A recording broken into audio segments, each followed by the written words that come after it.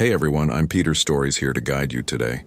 If you use this video to drift off to sleep, please tap like, hit subscribe, and drop a comment telling me where you're watching from and what time it is there. Now settle in, get cozy, and let yourself relax.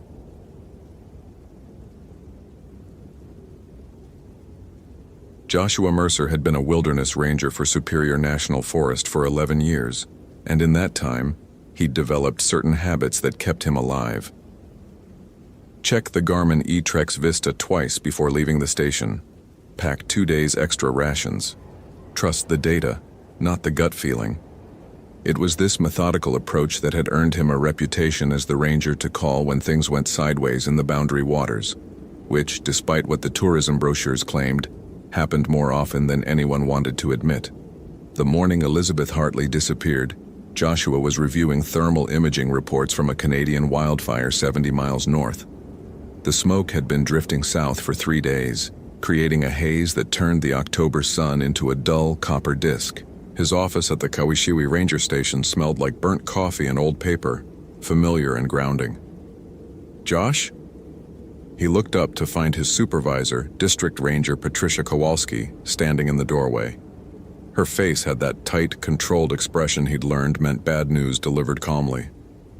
"We've got a missing person. Solo hiker, 34-year-old female. Name's Elizabeth Hartley. Her brother filed the report 2 hours ago. She was due back yesterday afternoon." Joshua pulled up the incident form on his computer. Where was she hiking? She registered for the Kekakabik Trail. Entry point was at the Fernberg Road trailhead. Said she'd be doing a 4-day loop, coming back through Ogishkamunsi Lake. Joshua felt something tighten in his chest.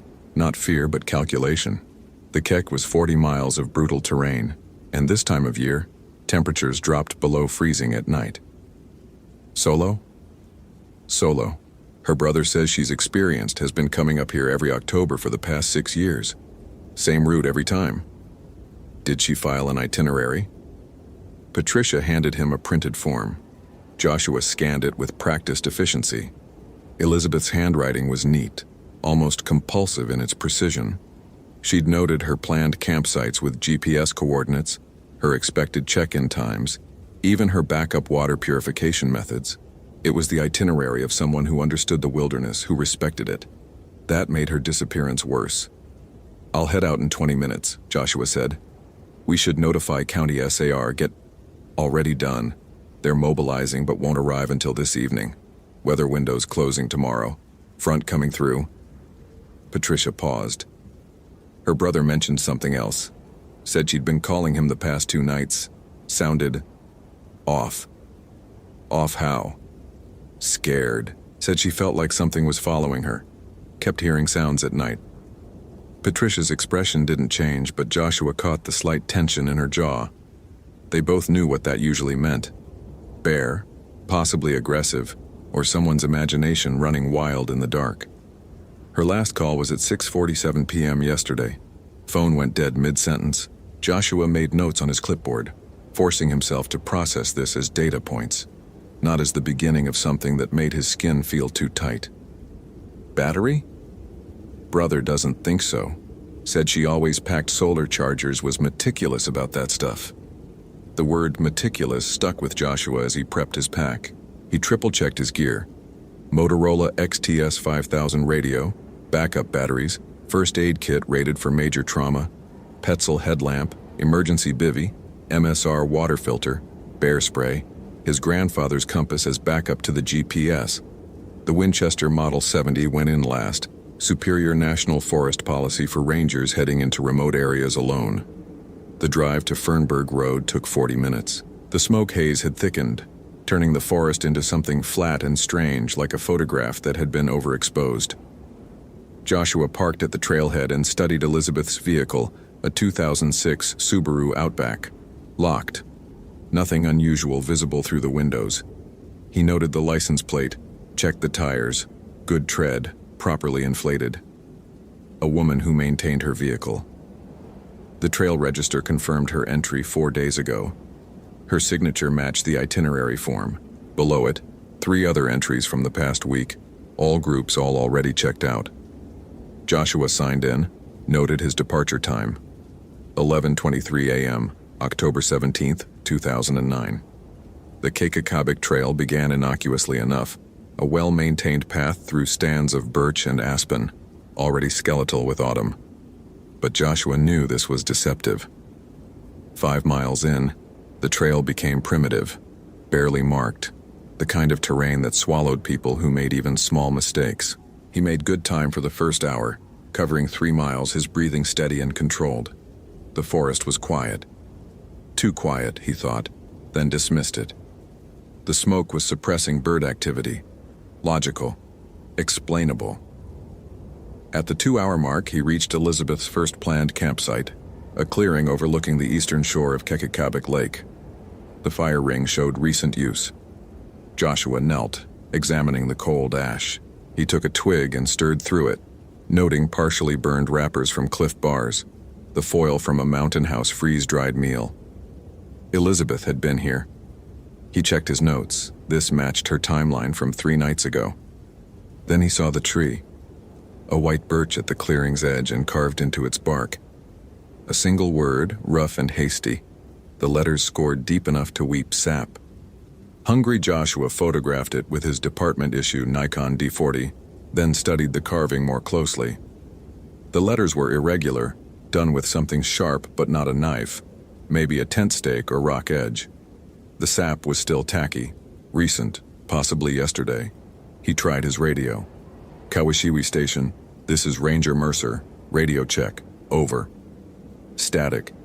He adjusted the frequency, tried again. Nothing. The terrain here created dead zones, but his topographic map showed he should have line of sight to the relay tower on Ensign Ridge. He checked his Garmin, signal strength was good, showing his position accurately at 47 degree ver Fe 923 N, 91 deg 14 18 W. Joshua moved on, following Elizabeth's planned route toward Strupp Lake. The trail narrowed, became rockier. He found her second campsite by mid-afternoon, and this time the signs were more disturbing. The tent was still there. It stood at the base of a granite outcropping, a big Agnes copper spur, professionally set up with proper guy lines and stakes. The rainfly was taut, the vestibule zipped closed. Everything about it suggested someone who intended to return. Joshua approached slowly, his hand drifting to the bear spray on his belt. Elizabeth? National Park Service? Elizabeth Hartley? No response. The forest pressed in with that same unnatural quiet. He unzipped the tent fly. The interior was neat, sleeping bag folded, backpack propped in the corner, cooking gear organized in stuff sacks. Joshua inventoried the contents methodically. MSR Whisperlight stove, platypus water bladder still half full, first aid kit, unopened, bear canister with 3 days of food remaining. Her cell phone was in the mesh pocket of the tent. He pressed the power button. Dead. He pocketed it. Evidence, and possibly recoverable data if they could charge it. But it was the journal that stopped him.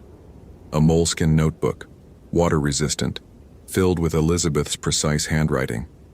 The early entries were mundane. Observations about trail conditions, wildlife sightings, thoughts about work stress she'd come here to escape. Joshua flipped to the final entries. October 15th. Day 2. Something's wrong with this place. I know how that sounds. I know what I'm supposed to think, that it's just my anxiety, just the stress I came here to clear from my head. But I've hiked the Kek 5 times before. I know these sounds. I know this forest. What I heard last night wasn't a bear, wasn't a wolf. It was deliberate, circling, and the cold. It shouldn't be this cold. My thermometer read 19 degrees when I checked at 2 a.m. The forecast said low 30s. October 16th, Day 3. I'm not imagining this. Something followed me today, stayed just out of sight, matching my pace exactly. When I stopped, it stopped. When I moved, it moved. I kept catching movement in my peripheral vision, but whenever I turned, nothing. Found something at my lunch break. Bones, piled in a circle, stripped completely clean, not scattered like a predator kill, arranged. and in the center, a word scraped into the dirt. Hungry. I tried calling David, but service is spotty. I told him I'm scared. I am. This is different. This is wrong. I should turn back. I know I should turn back. But it's the same distance either way now, and at least if I keep going, I'm moving toward the exit. I can do 2 more days. I can. October 16th, night. I saw it. I didn't want to write this down because writing it makes it real, but I have to document this. I have to. If something happens. Just after sunset, I saw something across the lake. Tall, wrong proportions, moving through the trees on the far shore. At first I thought it was a person, another hiker. But the way it moved, it didn't walk. It lurched, limbs too long. And when it stopped and looked toward me, I felt something I've never felt before. Not fear, recognition. Like it knew me. Like it had been looking for me specifically. The smell hit a second later. Rot. Sweet and thick, even across the water. I need to move. First light. I'm hiking out the fastest route. Fuck the itinerary. Fuck the loop. I'm getting out of... The entry stopped mid-sentence. The pen had gouged across the page, a long scratch that trailed off the paper's edge. Joshua's hands were steady as he photographed each page, but something in his chest had gone tight and cold. He was a rational man. He dealt in evidence, in facts. People got disoriented in the wilderness. They experienced pareidolia, seeing patterns and threats where none existed. Stress, exhaustion, low blood sugar, all could explain Elizabeth's deteriorating mental state. But the tent was here. Her supplies were here. She was not. He checked the perimeter of the campsite looking for tracks, signs of struggle, blood. The ground was a mix of exposed granite and thin soil covered in pine needles. Not ideal for tracking. But he found something. Depressions in the moss, leading away from the tent toward the north. Boot prints. Elizabeth's size, based on the sole pattern.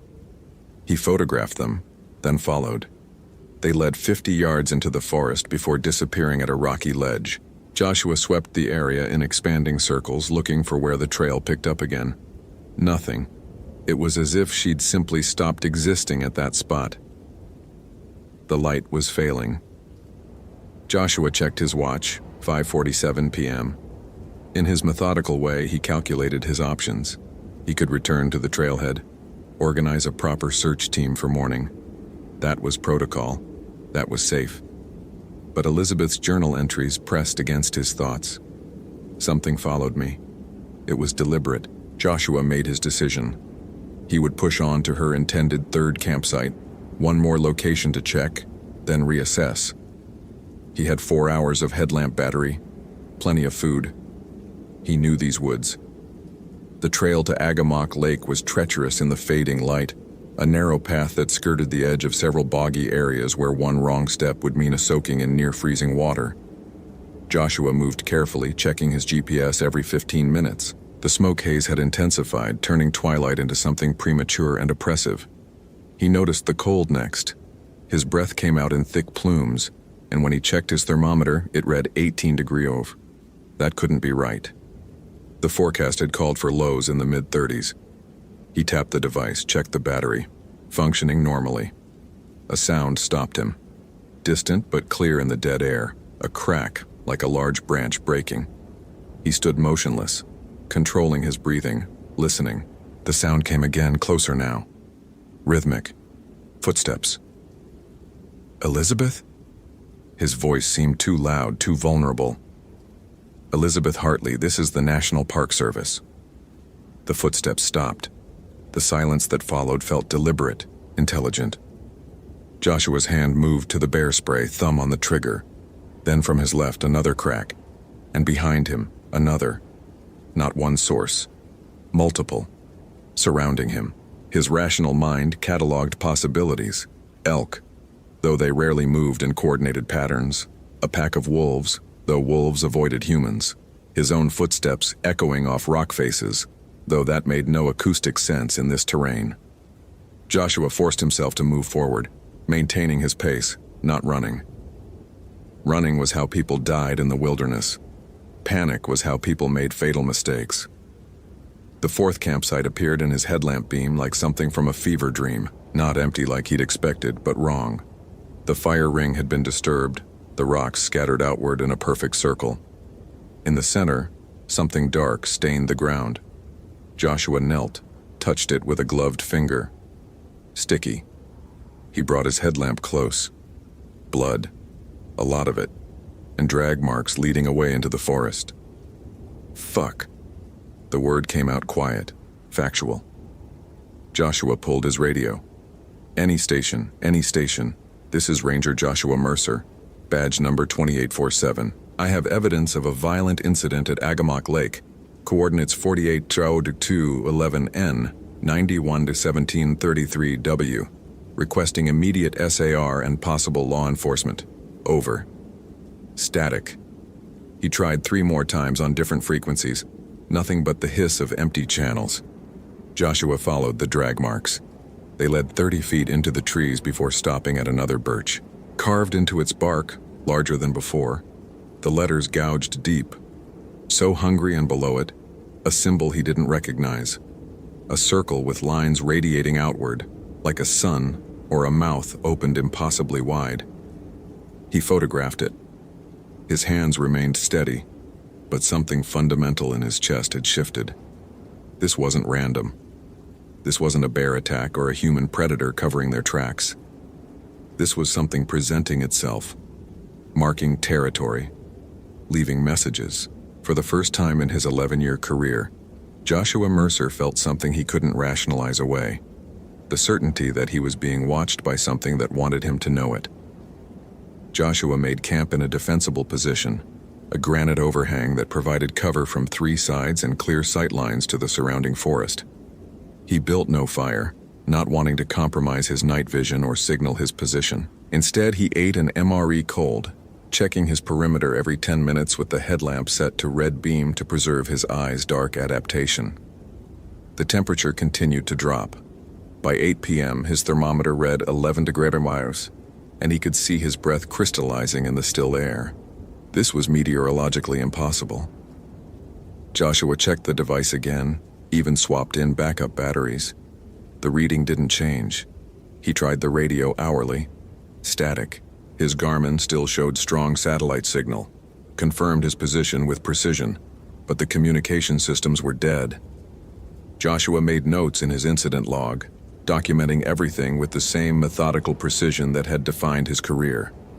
If something happened to him, whoever found his body would have a clear record. That thought should have terrified him. Instead, it focused him. At 11:34 p.m., he heard the voice. Joshua, his name, spoken clearly in the darkness beyond his camp. A woman's voice. Elizabeth's voice, if he had to guess based on the recordings her brother had played during the briefing. Elizabeth, call out your location. Joshua, so cold, help me. The voice came from the northwest, maybe 40 yards into the trees. Joshua swept his headlamp across the forest. Nothing. Just the stark white trunks of birch trees creating a maze of vertical lines. I'm a National Park Service ranger. I need you to stay where you are. I'm coming to you. Please, it's following me. It's so hungry. Every instinct told Joshua not to leave his defensive position, but his training overrode instinct. You didn't abandon a victim calling for help. He grabbed his pack, kept the rifle in hand, and moved toward the voice. Keep talking so I can locate you. Hurts. So cold. Can't feel my hands.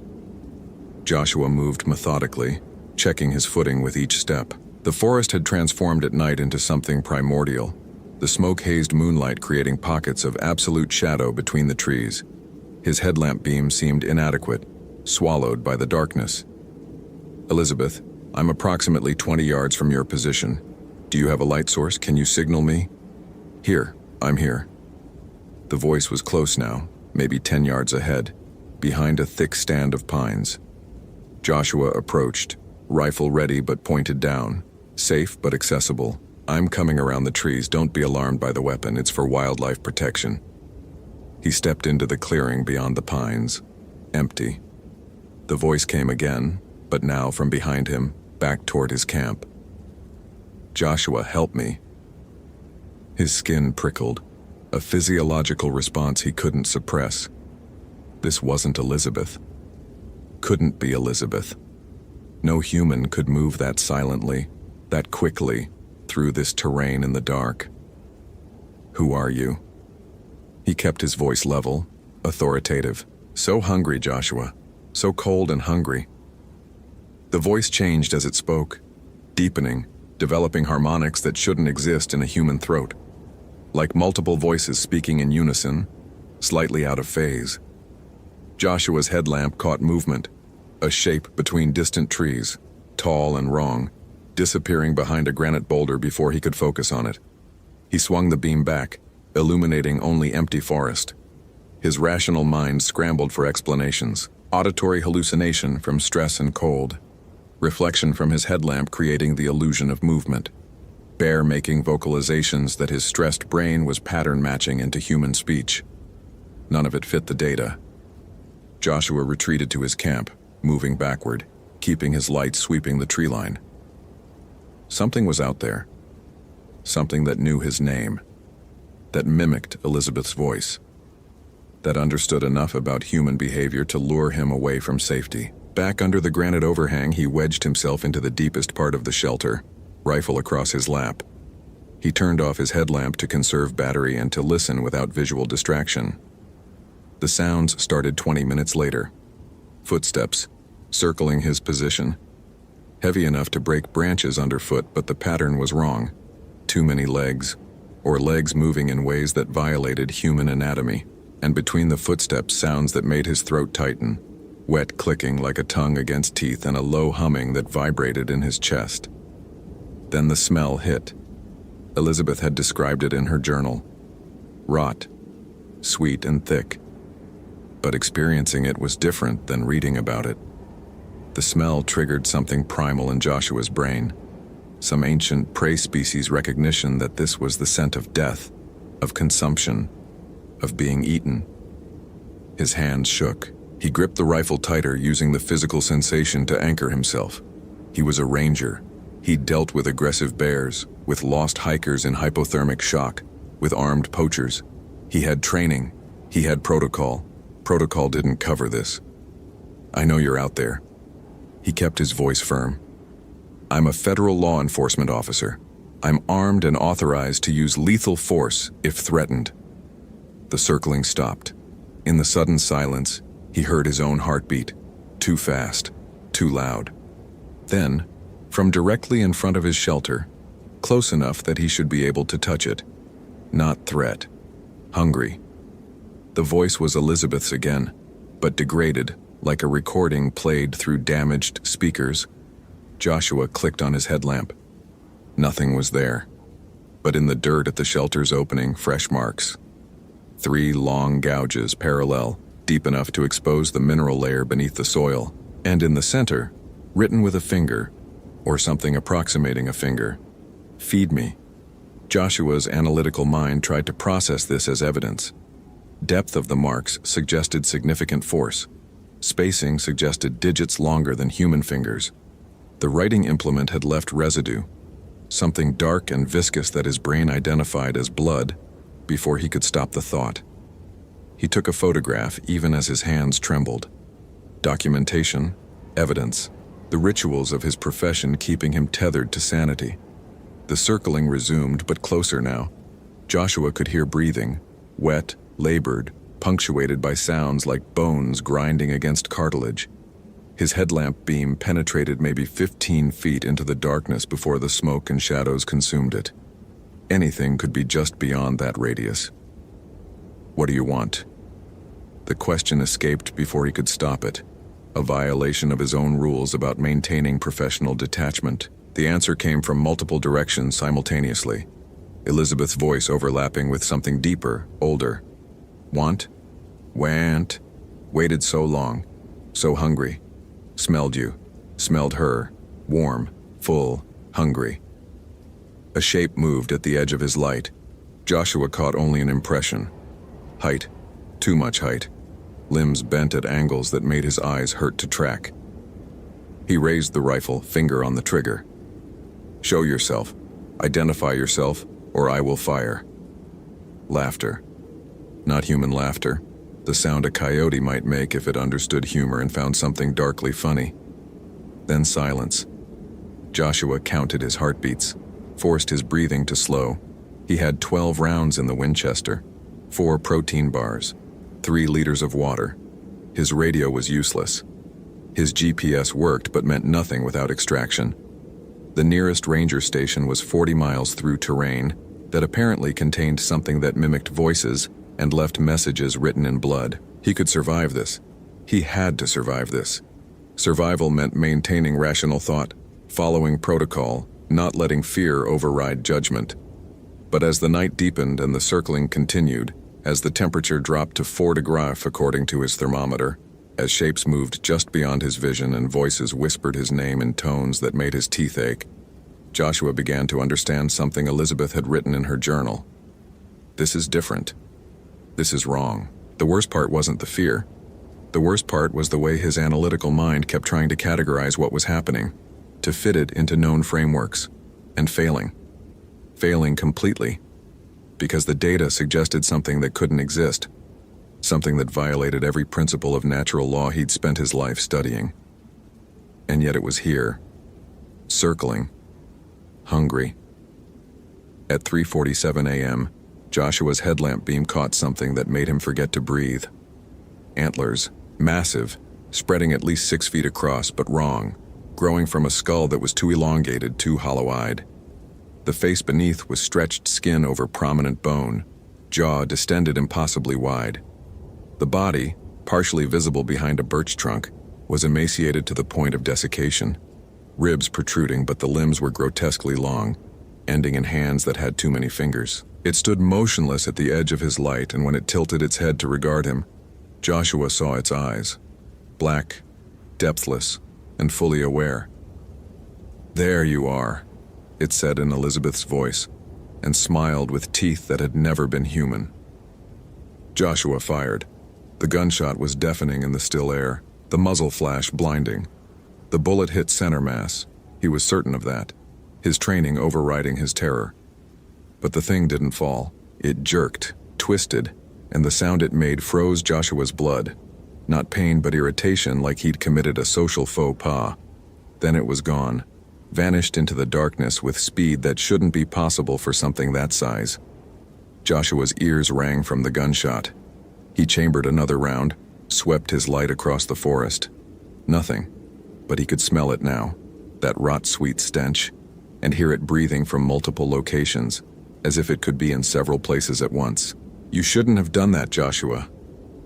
Elizabeth's voice, sad and disappointed. "Now I'm hungrier. Now I'm angry."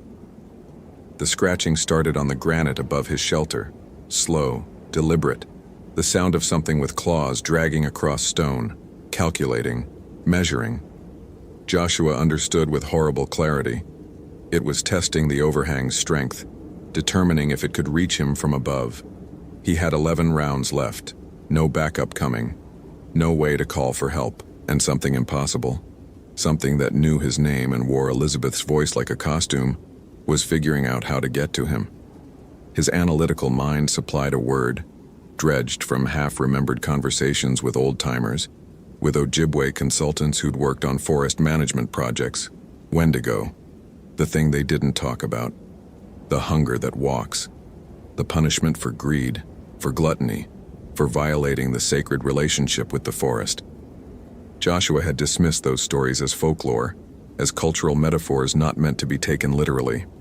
The scratching intensified, and chunks of granite began to rain down into his shelter. He'd been wrong. Dawn came slowly, the smoke-choked sky shifting from black to gray without ever achieving true daylight. Joshua had fired 4 more rounds during the night, at sounds, at movements, at shapes that dissolved when his light touched them. He didn't know if he'd hit anything.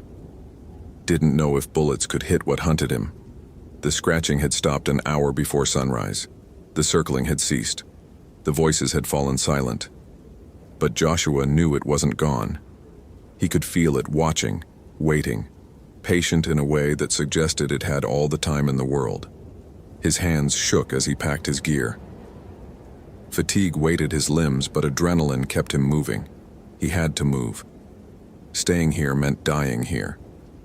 The question was, which direction? Back the way he'd come meant 40 miles to the trailhead. Forward, following Elizabeth's planned route, might bring him to Ogishkamansi Lake and the northern exit in 25 miles. But Elizabeth had been following that route when she disappeared.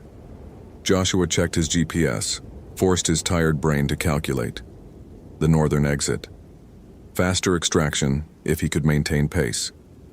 If the thing let him, he emerged from the shelter as the weak sun finally broke through the haze. The forest looked normal in daylight, just trees and rock and the carpet of fallen leaves. No evidence of the night's terror except for the gouges in the dirt and the bullet casings scattered around his position. And one other thing.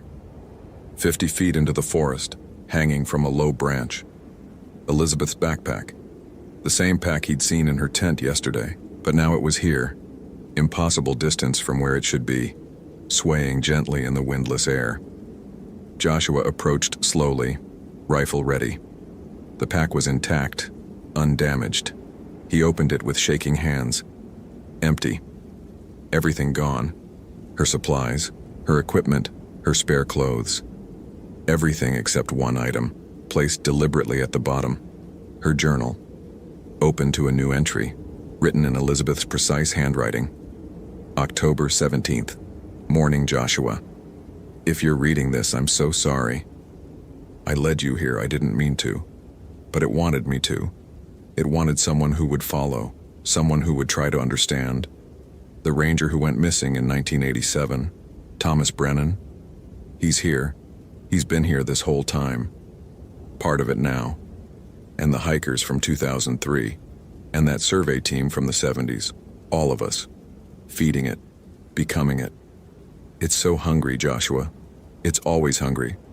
And when you're consumed by hunger, eventually you become the hunger. That's what the stories mean. That's what the Wendigo is.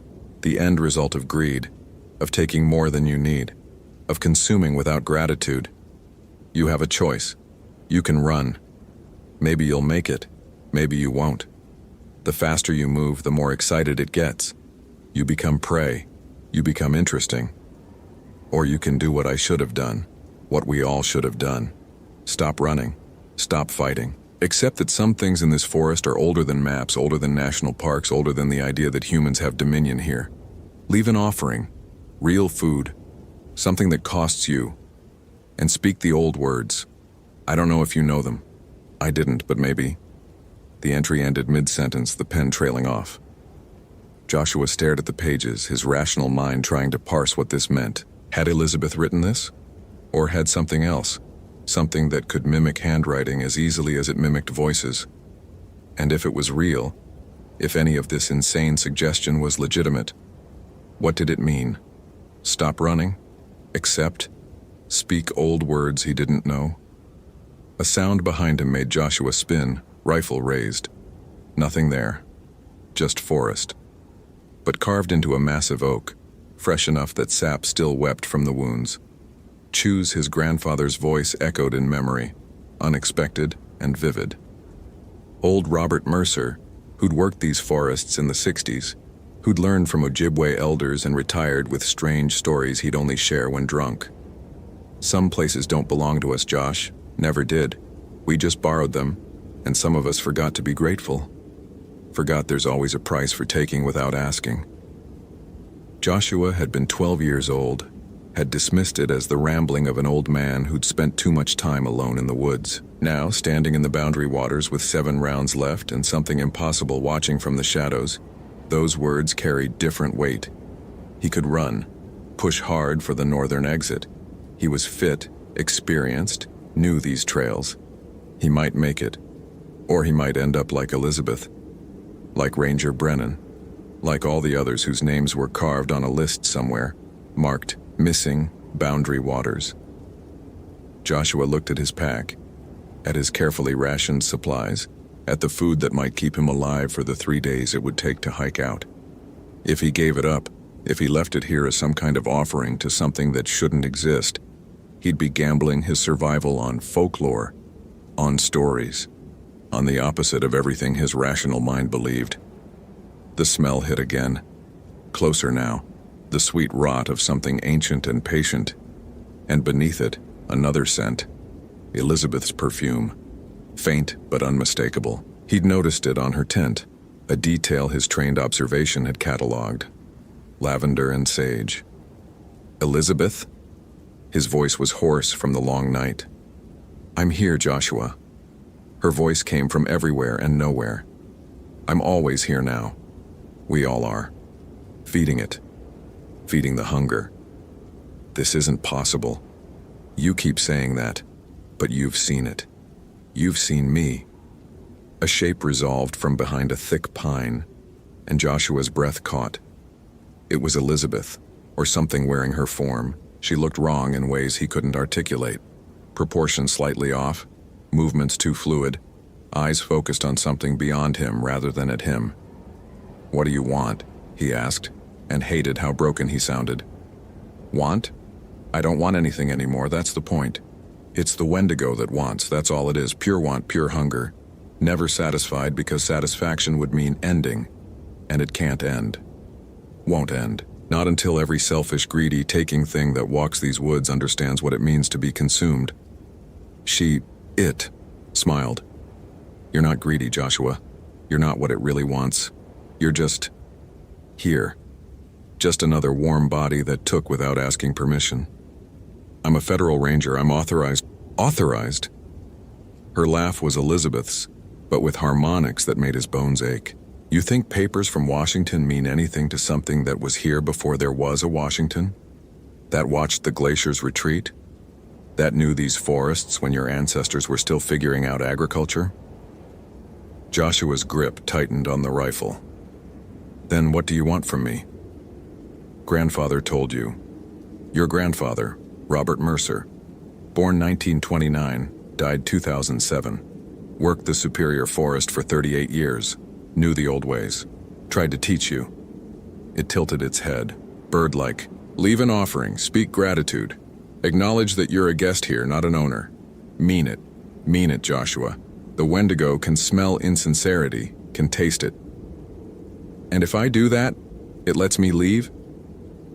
The thing wearing Elizabeth's face moved closer, and Joshua saw the cracks in the illusion.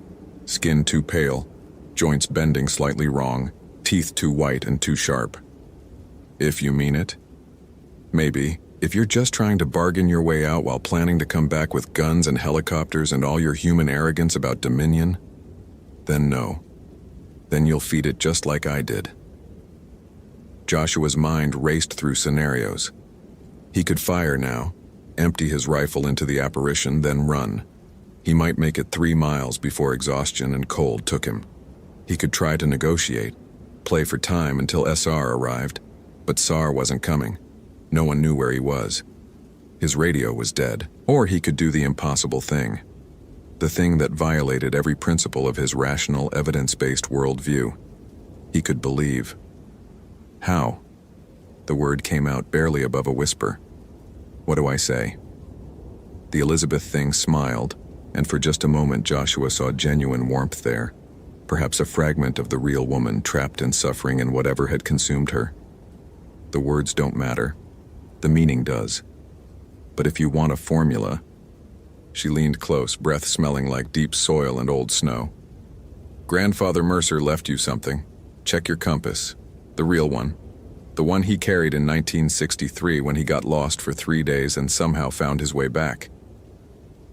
Joshua's hand moved to his pack, to the brass compass that had been his grandfather's gift. He'd carried it for 11 years. More talisman than tool. He opened it now, and on the inside of the case, etched in his grandfather's careful script, were words he'd never noticed. Miigwech, Gichi Manadu. Miigwech, Aki. I take only what I need. I leave only gratitude. I am a guest here. Ojibwe words. Thank you, Great Spirit, thank you, Earth. He knew, Joshua said. He encountered it. Year you were born. Saved himself by remembering he was human, not a consumer. Remembered gratitude, The thing stepped back, becoming less Elizabeth and more something else, tall, wrong, hungry. Your choice now. Feed it with your flesh or feed it with your humility. Either one sates it, but only one lets you leave. Then it was gone, vanished into shadows that shouldn't exist in morning light. Joshua stood alone in the forest, holding a compass and a rifle, feeling the weight of the impossible pressing down on him. His analytical mind cataloged the absurdity. He was a federal employee with a master's degree in wildlife management, standing in a mapped, studied, scientifically documented wilderness area, contemplating whether to perform a ritual to appease something from indigenous folklore. But his grandfather's voice whispered, "Some places don't belong to us." And Elizabeth's journal, with its progressively desperate entries documenting something that shouldn't exist but did, and his own eyes which had seen what circled him last night. Joshua made his choice. He unpacked his food stores, all of them, 4 protein bars, 3 freeze-dried meals, a pound of trail mix, his emergency rations. He laid them at the base of the oak tree with the carved word. Then he added his coffee, his spare socks, his emergency fire starter, things that cost him, things that would make his journey out dangerous. He opened the compass, read the words his grandfather had left. Then he spoke them, first in halting Ojibwe, then in English, and meant them. "Thank you. Thank you for letting me walk here. I took without asking. I thought these lands were mine because a government said so. I was wrong." His voice shook, but he continued. "I'm grateful for every step I've taken here. I'm grateful for the chance to leave. I'm a guest. I'm just a guest." Silence. The forest held its breath. Then, from deep in the trees, a sound. Not threatening, not mocking, almost like an exhalation, like something that had been holding tension for a long time, finally relaxing. The temperature rose, not dramatically, but noticeably. Joshua's thermometer read 34 degrees, close to the forecasted normal.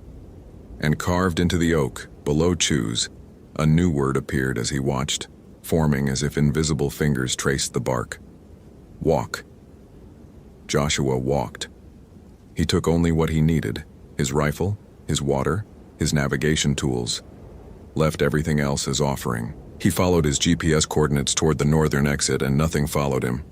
But he felt watched, not threateningly, observationally, like something was making sure he honored his words. 3 days later, Joshua emerged at the Ogishkamunsi Lake trailhead, dehydrated, hypothermic, 20 pounds lighter. He'd survived on water and the few berries he'd found, moving slowly, speaking gratitude each morning and evening. They say our team found him unconscious next to his truck, where he'd collapsed after using his keys to scratch into the paint. Found alive. The debriefing was extensive. Joshua told them most of it: Elizabeth's abandoned tent, her journal entries, the evidence of blood at the campsite. He submitted his photographs, his GPS data, his incident reports. He didn't mention the Wendigo, didn't describe what had circled his camp, didn't explain the ritual that had saved him. The official report listed Elizabeth Hartley as missing, presumed dead, wildlife attack. They sent teams to search for her body, found nothing except her tent and supplies, and those strange carvings in the trees. The carvings were documented, photographed, then dismissed as possibly created by the victim while experiencing mental distress. Ranger Thomas Brennan's cold case was noted as potentially relevant, but no connections were established. Joshua Mercer returned to duty after medical leave. He still worked the boundary waters, still led SAR operations when hikers went missing, but he'd changed his protocol. Before every trip into the deep forest, he left offerings at the trailhead, usually food, sometimes equipment, always something that cost him. And he spoke the words his grandfather had taught him, even if only in his mind. Miigwech. I am a guest here. Most rangers thought it was PTSD, a harmless ritual from his traumatic experience. They didn't ask questions when he insisted all SR teams leave similar offerings. Respect the forest, he'd say. It was here first. Some of them thought he'd gone strange. Others nodded, understanding in a way that suggested they'd had their own encounters. their own moments of realizing that maps and badges didn't actually confer ownership. Joshua kept Elizabeth's journal locked in his desk, evidence in a case that would never close. Sometimes he read it, especially the final entry. The one that might have been her, might have been something else, might have been the forest itself trying to teach him what his grandfather had learned decades earlier. That some hungers can never be satisfied. That some places demand respect, not ownership. That the word wilderness implies something beyond human control, and perhaps that's exactly how it should remain. On quiet nights, when the wind moved through the pines in that particular way, Joshua could hear his name whispered in Elizabeth's voice. Not threatening, just reminding, making sure he remembered his promise. He always did. Because Joshua Mercer had learned what every creature should learn. In the deep woods, you're never really alone, and whether you survive depends not on your equipment or your training, but on remembering that you're a guest. And guests should always be grateful. Always.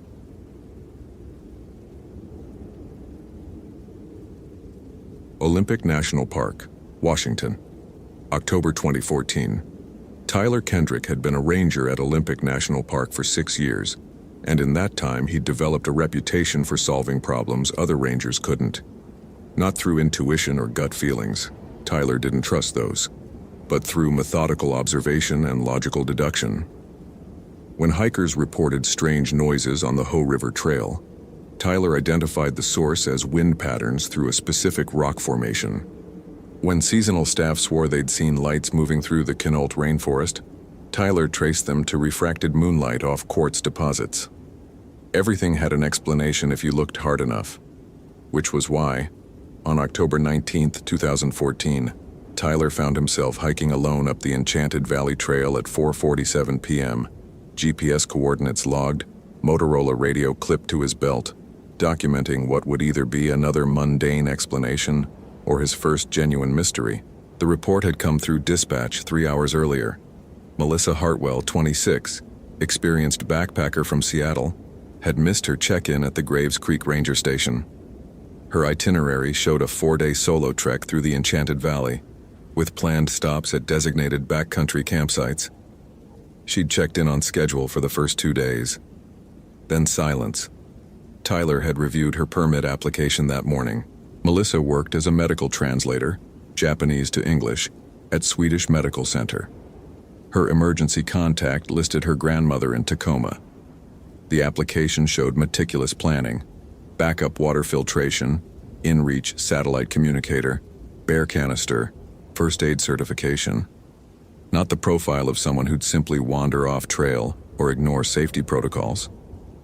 The anomaly that had pulled Tyler from his desk wasn't Melissa's disappearance itself. People got injured, equipment failed, circumstances changed. The anomaly was the other report. At 2:15 p.m., a day hiker named Doug Patterson had descended from the valley in what the ranger at Graves Creek described as a state of extreme agitation.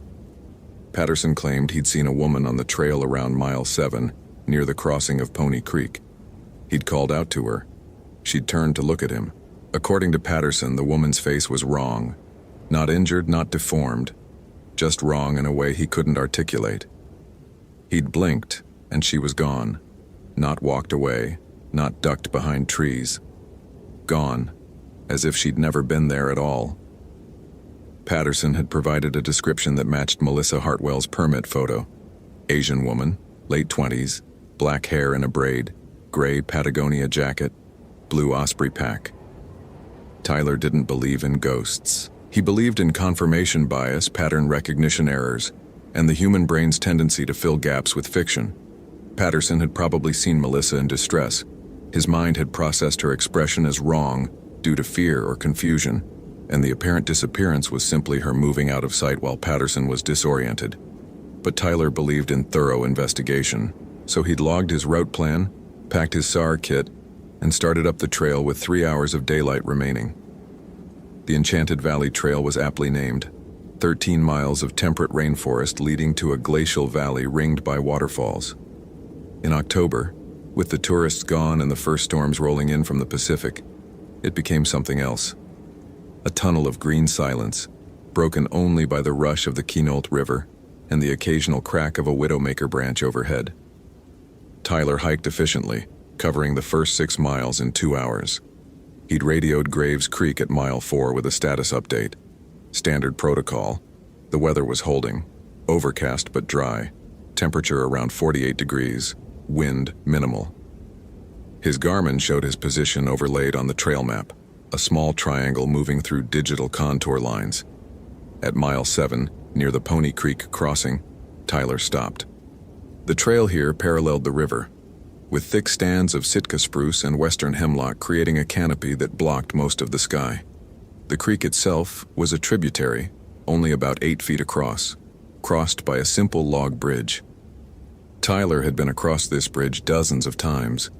He stood 20 feet from the crossing and his analytical mind registered something it couldn't immediately categorize. The silence was absolute. Olympic's rainforest was never truly silent. There was always the river, always the wind in the canopy, always the small sounds of a living ecosystem. But in this moment, Tyler heard nothing. Not even his own breathing seemed to produce sound. He looked down at his boots on the packed earth trail. He shifted his weight. No sound. He clapped his hands together. Once. Hard. Nothing. Tyler's pulse quickened slightly, a physiological response he noted with clinical detachment. He pulled out his radio and keyed the transmit button. Graves Creek, this is Kendrick. Radio check, over. He watched his finger on the PTT button. He felt the click under his thumb. But he heard no static, no hiss, nothing from the speaker. Tyler released the button and examined the radio. Power indicator green, battery full. No error messages on the small LCD screen. He tried again. Same result. The radio appeared to be functioning. It just wasn't producing any sound. No, that wasn't logical. Sound was mechanical vibration through air. Radios produced electromagnetic waves that speakers converted to sound waves. If the radio was functional, it had to produce sound, unless there was something wrong with the air itself, Tyler thought, then immediately rejected the idea as absurd. He turned his attention to the environment, forcing himself into observational mode. Document, analyze, explain. The trees weren't moving. Despite the breeze he'd felt half a mile back, the river was still flowing.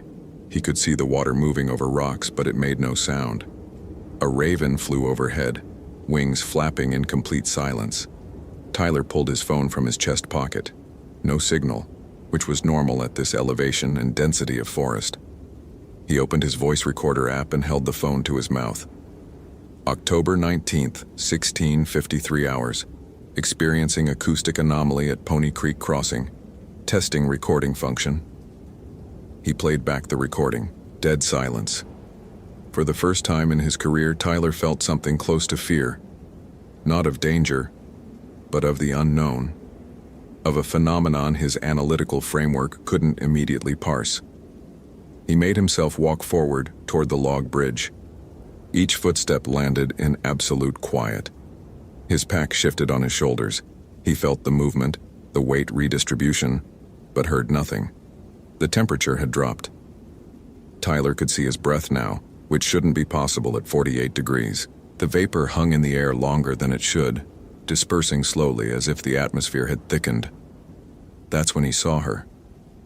She stood on the opposite side of the creek, approximately 30 feet away, partially obscured by the trunk of a massive Sitka spruce. A woman in a gray jacket, black hair, facing away from him. "Melissa?" Tyler called out. "Melissa Hartwell?" No sound came from his mouth. He felt his vocal cords vibrate, felt the air move through his throat, but the words died before they reached his ears. The woman turned. Tyler's mind, trained to observe and categorize, registered details. Asian features, late 20s, gray Patagonia jacket, blue Osprey pack. Everything matched the permit photo. But Patterson had been right. Something about her face was wrong. It wasn't that her features were distorted or inhuman. It was the expression, or rather the complete absence of any expression Tyler could recognize. Her face was a mask of such profound stillness, that it seemed less like neutrality and more like negation, as if every human emotion had been extracted, leaving only a template. Her eyes were open, but they didn't blink, didn't track his movement. They simply existed, dark and depthless, fixed on some point that might have been Tyler, or might have been something only she could see. She wore no hat. Her black hair fell past her shoulders perfectly straight, unmoving despite the breeze Tyler could feel against his own face. Tyler took a step toward the bridge. The woman didn't react. He took another step. She remained motionless, a statue in hiking gear. His rational mind generated hypotheses. Melissa had suffered some kind of medical emergency, stroke, aneurysm, severe hypothermia. The fixed stare could be neurological damage. The lack of response could be altered consciousness. All of this was terrible, but it was explainable. The silence, though, the absolute acoustic void, that remained unexplained. Tyler reached the log bridge. He stepped onto it, feeling the slight give of wood that had weathered decades of Pacific storms. He crossed the 8 feet of creek in 4 strides. When he reached the other side, he was less than 20 feet from Melissa. She was still staring, still not blinking. "Melissa," Tyler said, knowing he couldn't be heard but needing to try. "I'm Tyler Kendrick. I'm a park ranger. I'm here to help you." Melissa's mouth opened. No sound emerged, but Tyler watched her jaw unhinge, slowly, mechanically, far wider than human anatomy should allow. Her expression didn't change. That terrible blankness remained, but her mouth kept opening, stretching as if her face was coming undone from the inside. Tyler's body made the decision his conscious mind was still processing. He took 3 steps backward. His hand went to the canister of bear spray on his belt. Irrational, but his fingers needed something to hold on to, some tool that implied control. Melissa's jaw snapped shut. The movement was instantaneous. No gradual closing, just open then closed, like a video skip. She began walking toward him. Her gait was smooth but wrong. Too smooth. No weight shift, no natural sway. She glided forward as if the ground beneath her boots was irrelevant to her motion. Tyler turned and ran. His boots pounded the trail. He felt each impact, felt his lungs working, felt his pack bouncing against his spine. But all of it happened in perfect silence. He didn't look back until he'd covered 50 yards. When he did, the trail behind him was empty. The forest looked normal again, trees moving in the breeze, shadows shifting in the fading light. He stood there gasping for air he couldn't hear entering his lungs, trying to construct an explanation that his methodical mind could accept. Hallucination. Altitude-induced hypoxia, though 800 feet elevation shouldn't cause that. Contaminated water, though he'd drunk from his own tested supply. Fatigue, stress, pattern recognition failure. The sound returned all at once, like a physical pressure releasing. The river roared. Wind rushed through the canopy. A Stellar's jay screamed from somewhere to his left. Tyler actually staggered from the sensory overload. The presence of sound after minutes of absence hit him like a wave. His radio crackled. "Kendrick, Graves Creek. Status check, over."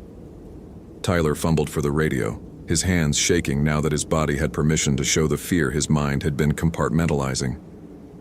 "Graves Creek, Kendrick. I'm at mile 7, Pony Creek crossing. I need to report." He stopped. Report what? That he'd seen a woman with a face like an empty room? That sound had temporarily ceased to exist? "Go ahead, Kendrick. I need clarification on the witness report. Doug Patterson, did he describe anything else about the woman's appearance?" A pause, then. "He said she didn't blink. Said it was like watching someone wearing a mask of their own face. Creeped him out so bad he ran back down the mountain." Tyler's mouth was dry. "Copy that. Continuing to mile 10. We'll check in at designated intervals." "Roger. Be advised.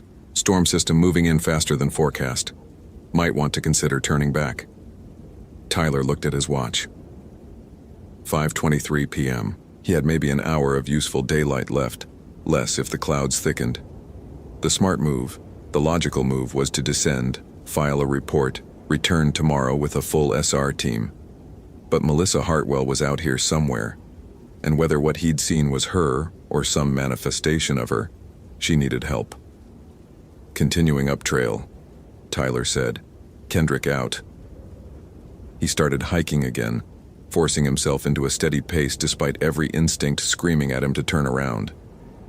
His Garmin showed mile 7.4, 3 miles to the valley floor where Melissa's last planned campsite was located. The trail steepened.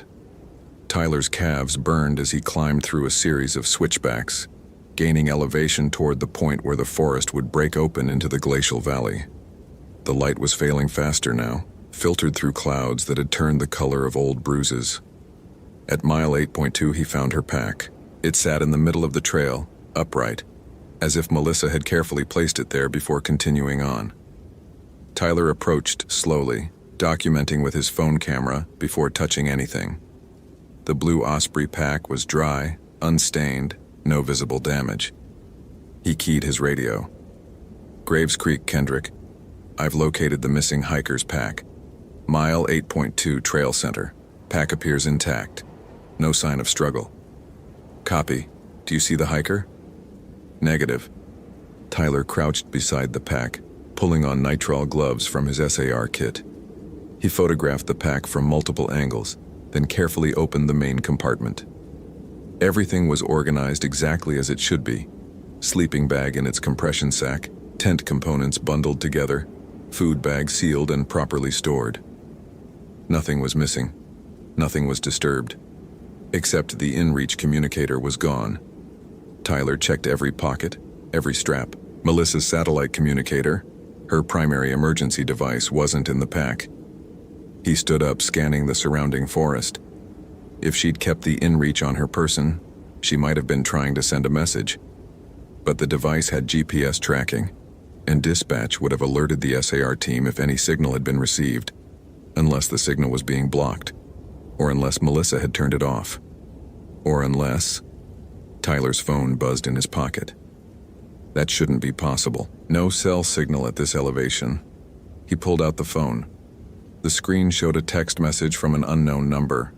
No signal bars, no data connection. Just the message, somehow delivered despite the absence of any network. The text was in Japanese characters. Tyler stared at it, his analytical mind working through the impossibility. Melissa was a Japanese translator. This was clearly connected to her disappearance. But the phone shouldn't be receiving anything at all. He opened his translation app. Thankfully, it could work offline, and photographed the text. The app processed for a moment, then displayed the English translation. "I am still here in the place between. Can you see me? I have been waiting so long. Please help me. Please don't leave me alone with her." Tyler's hands were trembling again. He forced himself to screenshot the message, to document what was happening, even as his rational worldview continued to fracture. Another text arrived, more Japanese characters. He translated it. "She died angry. She died with hate. Now she makes others die the same way. The water, don't drink the water from Pony Creek. That's how she..." The message cut off mid-sentence. Tyler tried to respond, typing, "Where are you?" and hitting send, knowing it was futile. The message failed to send, and a moment later, his phone signal, which shouldn't have existed in the first place, vanished completely. The temperature plummeted. Tyler's breath came in thick clouds now. The moisture in the air was condensing, creating a thin mist that rolled across the trail like something liquid. He pulled out his emergency thermal jacket and put it on, the material crackling stiffly in the sudden cold. Around him, the forest had changed. The moss on the trees looked darker, almost black. The ferns beside the trail had wilted, their fronds curled inward as if recoiling from something toxic. Tyler checked his thermometer, 28 degrees Fahrenheit. That was impossible. The temperature had been 48 degrees 15 minutes ago. A 20-degree drop in 15 minutes would require atmospheric conditions that didn't exist in western Washington in October. He documented it anyway. Photo of the thermometer. Photo of his GPS showing location, date, and time. Photo of the wilted vegetation. A sound reached him through the mist. Not the natural sounds of the forest, but something rhythmic. Deliberate, like footsteps but with a strange doubled quality, as if two sets of feet were walking in perfect synchronization. The footsteps were coming from up trail, from the direction of the valley. Tyler's hand went to his maglite. He clicked it on, the beam cutting through the mist, illuminating suspended water droplets that hung in the air too long, defying gravity. Two figures emerged from the fog. One was Melissa Hartwell. Same gray jacket, same black hair, same face with that terrible blank expression. She walked with that too smooth glide, her boots not quite connecting with the ground in a way that Tyler's eyes couldn't fully process. Behind her, matching her stride exactly, was something else. It had the approximate shape of a woman. Tall, thin, dressed in what appeared to be white fabric that hung from its frame like grave clothes. But where Melissa's wrongness was subtle, this thing's wrongness was absolute. Its hair fell past its waist, black and wet, as if it had just emerged from deep water. Its face was pale, the color of drowned flesh, and its eyes were pits of shadow that seemed to pull at the light around them. Tyler's phone buzzed again. He tore his eyes from the approaching figures long enough to glance at the screen. Another message in Japanese. The translation app activated automatically. Run. Don't let her see you. Don't let her touch you. If she touches you, you become like me, between. Neither dead nor alive. Run now. Tyler ran. He abandoned Melissa's pack, abandoned any pretense of rational analysis, and sprinted down the trail. His maglite beam bounced wildly, creating a strobe effect through the mist. Behind him, he heard, or thought he heard, those synchronized footsteps following, moving faster than any human could walk. The trail blurred beneath his feet, roots, rocks, patches of mud. Tyler's hiking boots found purchase through muscle memory alone. His conscious mind was entirely occupied with a single imperative: distance. Get distance. Put space between himself and whatever was behind him. He reached the switchbacks and took them at a reckless pace, skidding around corners, using trees to arrest his momentum. The mist had thickened into genuine fog now, reducing visibility to maybe 20 feet. At mile 7, the Pony Creek crossing, Tyler stopped to catch his breath. His lungs felt like they were full of ground glass. His legs shook, but he'd gained distance. He could no longer hear the footsteps. The creek gurgled past, black water reflecting nothing in the twilight. Tyler's light played across the surface, and he saw something that made his remaining analytical framework collapse entirely. Bodies in the water, not floating, not drowned. Standing in the creek, submerged to their chests, perfectly still. 3 of them. 4, no, 6. All women, all with long black hair. All staring at the same fixed point ahead of them, their faces blank, their mouths slightly open. Tyler's light passed across their features. They didn't react to the beam, didn't blink, didn't move. One of them was Melissa. She stood in the water in her gray jacket, hands at her sides, eyes open, looking at nothing. Ice had formed in her hair, crystalline structures that caught Tyler's light and scattered it into rainbow fragments. His phone buzzed one final time. The creek. She drowned us here. One by one, over years. Makes us drink, makes us drown, makes us wait. Forever waiting. Forever cold. Obasan tried to warn me. She tried to warn everyone. Yurei, Onryo, spirit of vengeance. We disrespected her resting place. Now we are her rest. Run, before you drink, before she makes you drink. Tyler looked at his water bottle. He'd refilled it at Pony Creek 3 hours ago, when he'd stopped for his check-in. He'd already drunk from it. The cold inside him now wasn't from the temperature. It was something else. Something that started in his stomach and was spreading through his body like ice crystallizing in his veins. His legs felt heavy. Not tired, heavy, as if his bones were filling with water. Tyler tried to take a step back from the creek, but his feet wouldn't move. He looked down and saw that his boots had sunk slightly into the mud at the water's edge. But that wasn't why he couldn't move. The cold had reached his knees. He could feel it climbing, an internal tide that had nothing to do with the October air around him. His rational mind, still fighting, still trying to categorize and explain, understood what was happening even as it rejected the explanation. The water he'd drunk was drowning him from the inside. Tyler tried to key his radio, but his fingers were numb. The Motorola slipped from his belt and landed in the mud with a soft sound that seemed to come from very far away. He managed to pull out his phone, managed to open the camera app, managed to take one final photo. The women standing in the creek, Melissa among them, all of them waiting with infinite patience. The smooth footsteps approached from behind. 2 sets, perfectly synchronized. Tyler couldn't turn his head anymore. Couldn't do anything except stand as the cold reached his chest, his shoulders, his throat. Something touched his back. Fingers like ice water pressed against his spine through his jacket. The touch burned and froze simultaneously, and Tyler felt something shift inside him. Not physically, but in some other dimension he'd never believed existed. His mouth opened without his permission. The cold water that had been pooling inside him began to rise, filling his lungs even though he was breathing air. He was drowning on dry land, drowning in water that existed in a space between states, between life and death, between the physical and whatever came after. The thing behind him leaned close. Tyler couldn't see it, but he could feel its presence, could smell the sharp mineral scent of creek water and something else, rot, hatred, and time compressed into a single overwhelming essence. When it spoke, the voice came from inside his own head, bypassing his ears entirely. It spoke in Japanese, but somehow Tyler understood every word. "You drank from my waters. Now you are mine. Now you wait with the others. Now you help me feed." Tyler's vision was dimming at the edges, but through the narrowing tunnel, he could see the women in the creek more clearly now. He understood that they weren't just standing there. They were anchored, tethered to this place by the same force that was claiming him, and in each of their blank expressions he recognized what he would become. A lure, a trap, something that looked human enough to draw others close, before revealing what it truly was.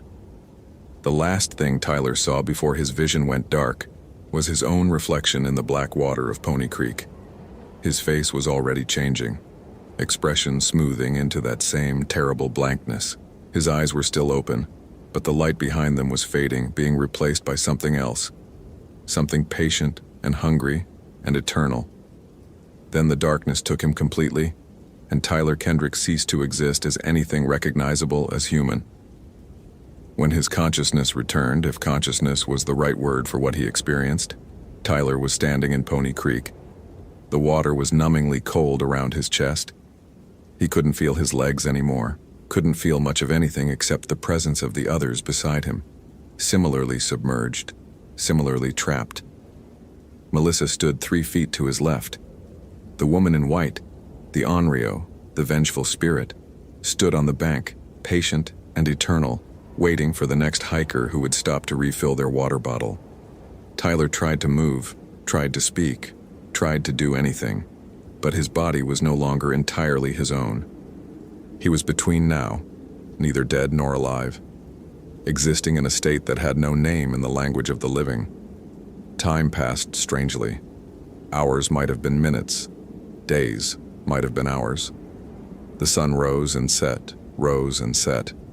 But Tyler registered it only dimly, the way one might notice background music in a distant room. Hikers passed on the trail above. Most didn't stop. Some paused to admire the creek but moved on without approaching the water.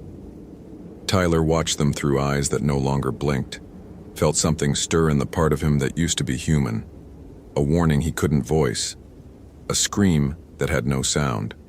3 days after Tyler joined the others in the creek, or maybe it was 3 weeks, time had lost meaning. A young couple stopped at the crossing. The woman pulled out a water filter and approached the bank. Tyler felt the Onryo's attention sharpen, felt the entity move behind him, using his presence and Melissa's and the others as camouflage, as proof that this was just a normal creek in a normal forest. The woman knelt at the water's edge, submerging her filter intake. Tyler watched her pump clean, cold water into her bottle, watched her take a long drink, watched her smile at her companion and say something about how refreshing it tasted. They moved on, disappearing up the trail, and Tyler understood that he would be here when she came back, when the water inside her began its work, when she returned, drawn by a compulsion she wouldn't understand, to stand in the creek with the others, to become another lure, another trap, another piece of the Onryo's eternal web of vengeance. The sun set again. The forest grew dark, and Tyler stood in the freezing water of Pony Creek, his mind fragmenting slowly, forgetting who he'd been, remembering only that he was waiting, always cold, always between. The official report filed by Olympic National Park on October 23, 2014, documented the disappearance of park ranger Tyler Kendrick during a routine search and rescue operation. His last radio contact had been at 5:23 p.m. on October 19th, at approximately mile 7 of the Enchanted Valley Trail. SR teams found his radio in the mud near Pony Creek Crossing. His mag light was discovered 20 feet away, still switched on, battery dead. They found his pack at mile 8.2 and Melissa Hartwell's pack beside it, both arranged carefully in the center of the trail. They never found either body. The case files noted several peculiarities that investigators couldn't explain. Tyler's phone, recovered from his pack, contained dozens of photos taken in the hour before his disappearance. Most showed normal forest scenes, but the last 3 images showed something the digital forensics team described as environmental anomalies, areas where the temperature appeared to have dropped dramatically, where vegetation showed signs of flash freezing inconsistent with October weather patterns. The final photo on Tyler's phone showed Pony Creek at twilight. In the image, barely visible in the dark water, were what appeared to be several human figures standing chest deep in the current. The forensics team dismissed them as shadows or debris, artifacts of low light and long exposure. They didn't examine the photo closely enough to see the faces. Melissa Hartwell's grandmother came to Olympic to collect her granddaughter's effects. She spoke with the lead investigator, a conversation that was documented but later buried in the case file's appendices. The grandmother had tried to warn Melissa not to hike alone in the Enchanted Valley. She'd told her granddaughter the old stories that had been passed down through generations of Japanese immigrants to the Pacific Northwest. Stories about Onryo that followed their victims across oceans, that found new hunting grounds in American forests that waited with inhuman patience for those who disrespected the places where they'd died. Melissa had laughed, the grandmother said, called them superstitions. She was American, educated, rational. She didn't believe in vengeful spirits. The grandmother knew better. She'd grown up hearing whispers about Pony Creek, about women who'd gone missing there over the decades, about hikers who reported seeing figures standing in the water, about the inexplicable cold that sometimes descended on that particular stretch of trail. Before she left Olympic, the grandmother made the investigators promise to post warning signs at Pony Creek. Not to drink the water, not to approach after dark, not to stop there alone. The signs were never posted. The recommendation was deemed without scientific basis and was filed away with the other unexplained elements of the case. Pony Creek continues to flow through the Enchanted Valley, cold and clear and beautiful. Hikers still stop there to refill their water bottles. The creek has a reputation among regular Olympic visitors for having the sweetest, coldest water in the entire park. And sometimes, on overcast October evenings when the light is failing and the mist rolls in from the Kinole River, hikers report seeing figures standing in the creek. They describe them as strangely still, oddly expressionless, their faces blank in a way that triggers some primal unease. Most hikers assume they're seeing other visitors. They wave, call out, and when the figures don't respond, they shrug and move on. The figures remain in the water, waiting. Their numbers slowly growing one by one, as patient as the stones at the creek's bottom and just as cold. Among them now are a ranger in a green uniform and a woman in a gray Patagonia jacket, standing side by side, their eyes open, their mouths slightly parted, trapped forever in the space between breath and drowning, between life and death, between the forest and whatever hungry thing has claimed it for its own. The Onryo stands on the bank, dressed in white, dripping with creek water that never dries. She has been waiting for over 60 years, since the night she died in these waters, murdered and abandoned, her rage so pure that death itself could not contain it. She will wait 60 more, 60 after that. She has infinite patience, and Pony Creek will keep flowing, cold and sweet and deadly, offering refreshment to the thirsty, adding to its collection of the trapped, feeding the hunger of something that has forgotten how to be anything but vengeance. Tyler's last coherent thought, before he forgot how to think at all, was a simple observation, the kind his analytical mind had always specialized in. Some things can't be explained. Some things can only be endured. And some things endure forever.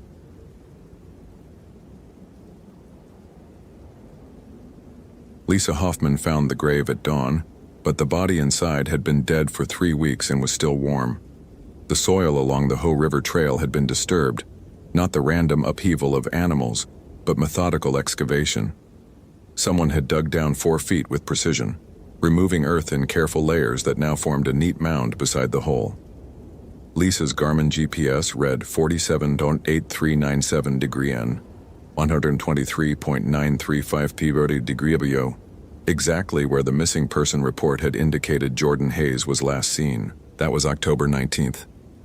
Today was November 9th, 2008, 21 days. Lisa knelt at the edge of the pit, her Motorola XPR 655D radio silent on her hip. The body lay face up in what remained of a sleeping bag, hands folded across the chest in a position that suggested arrangement rather than accident.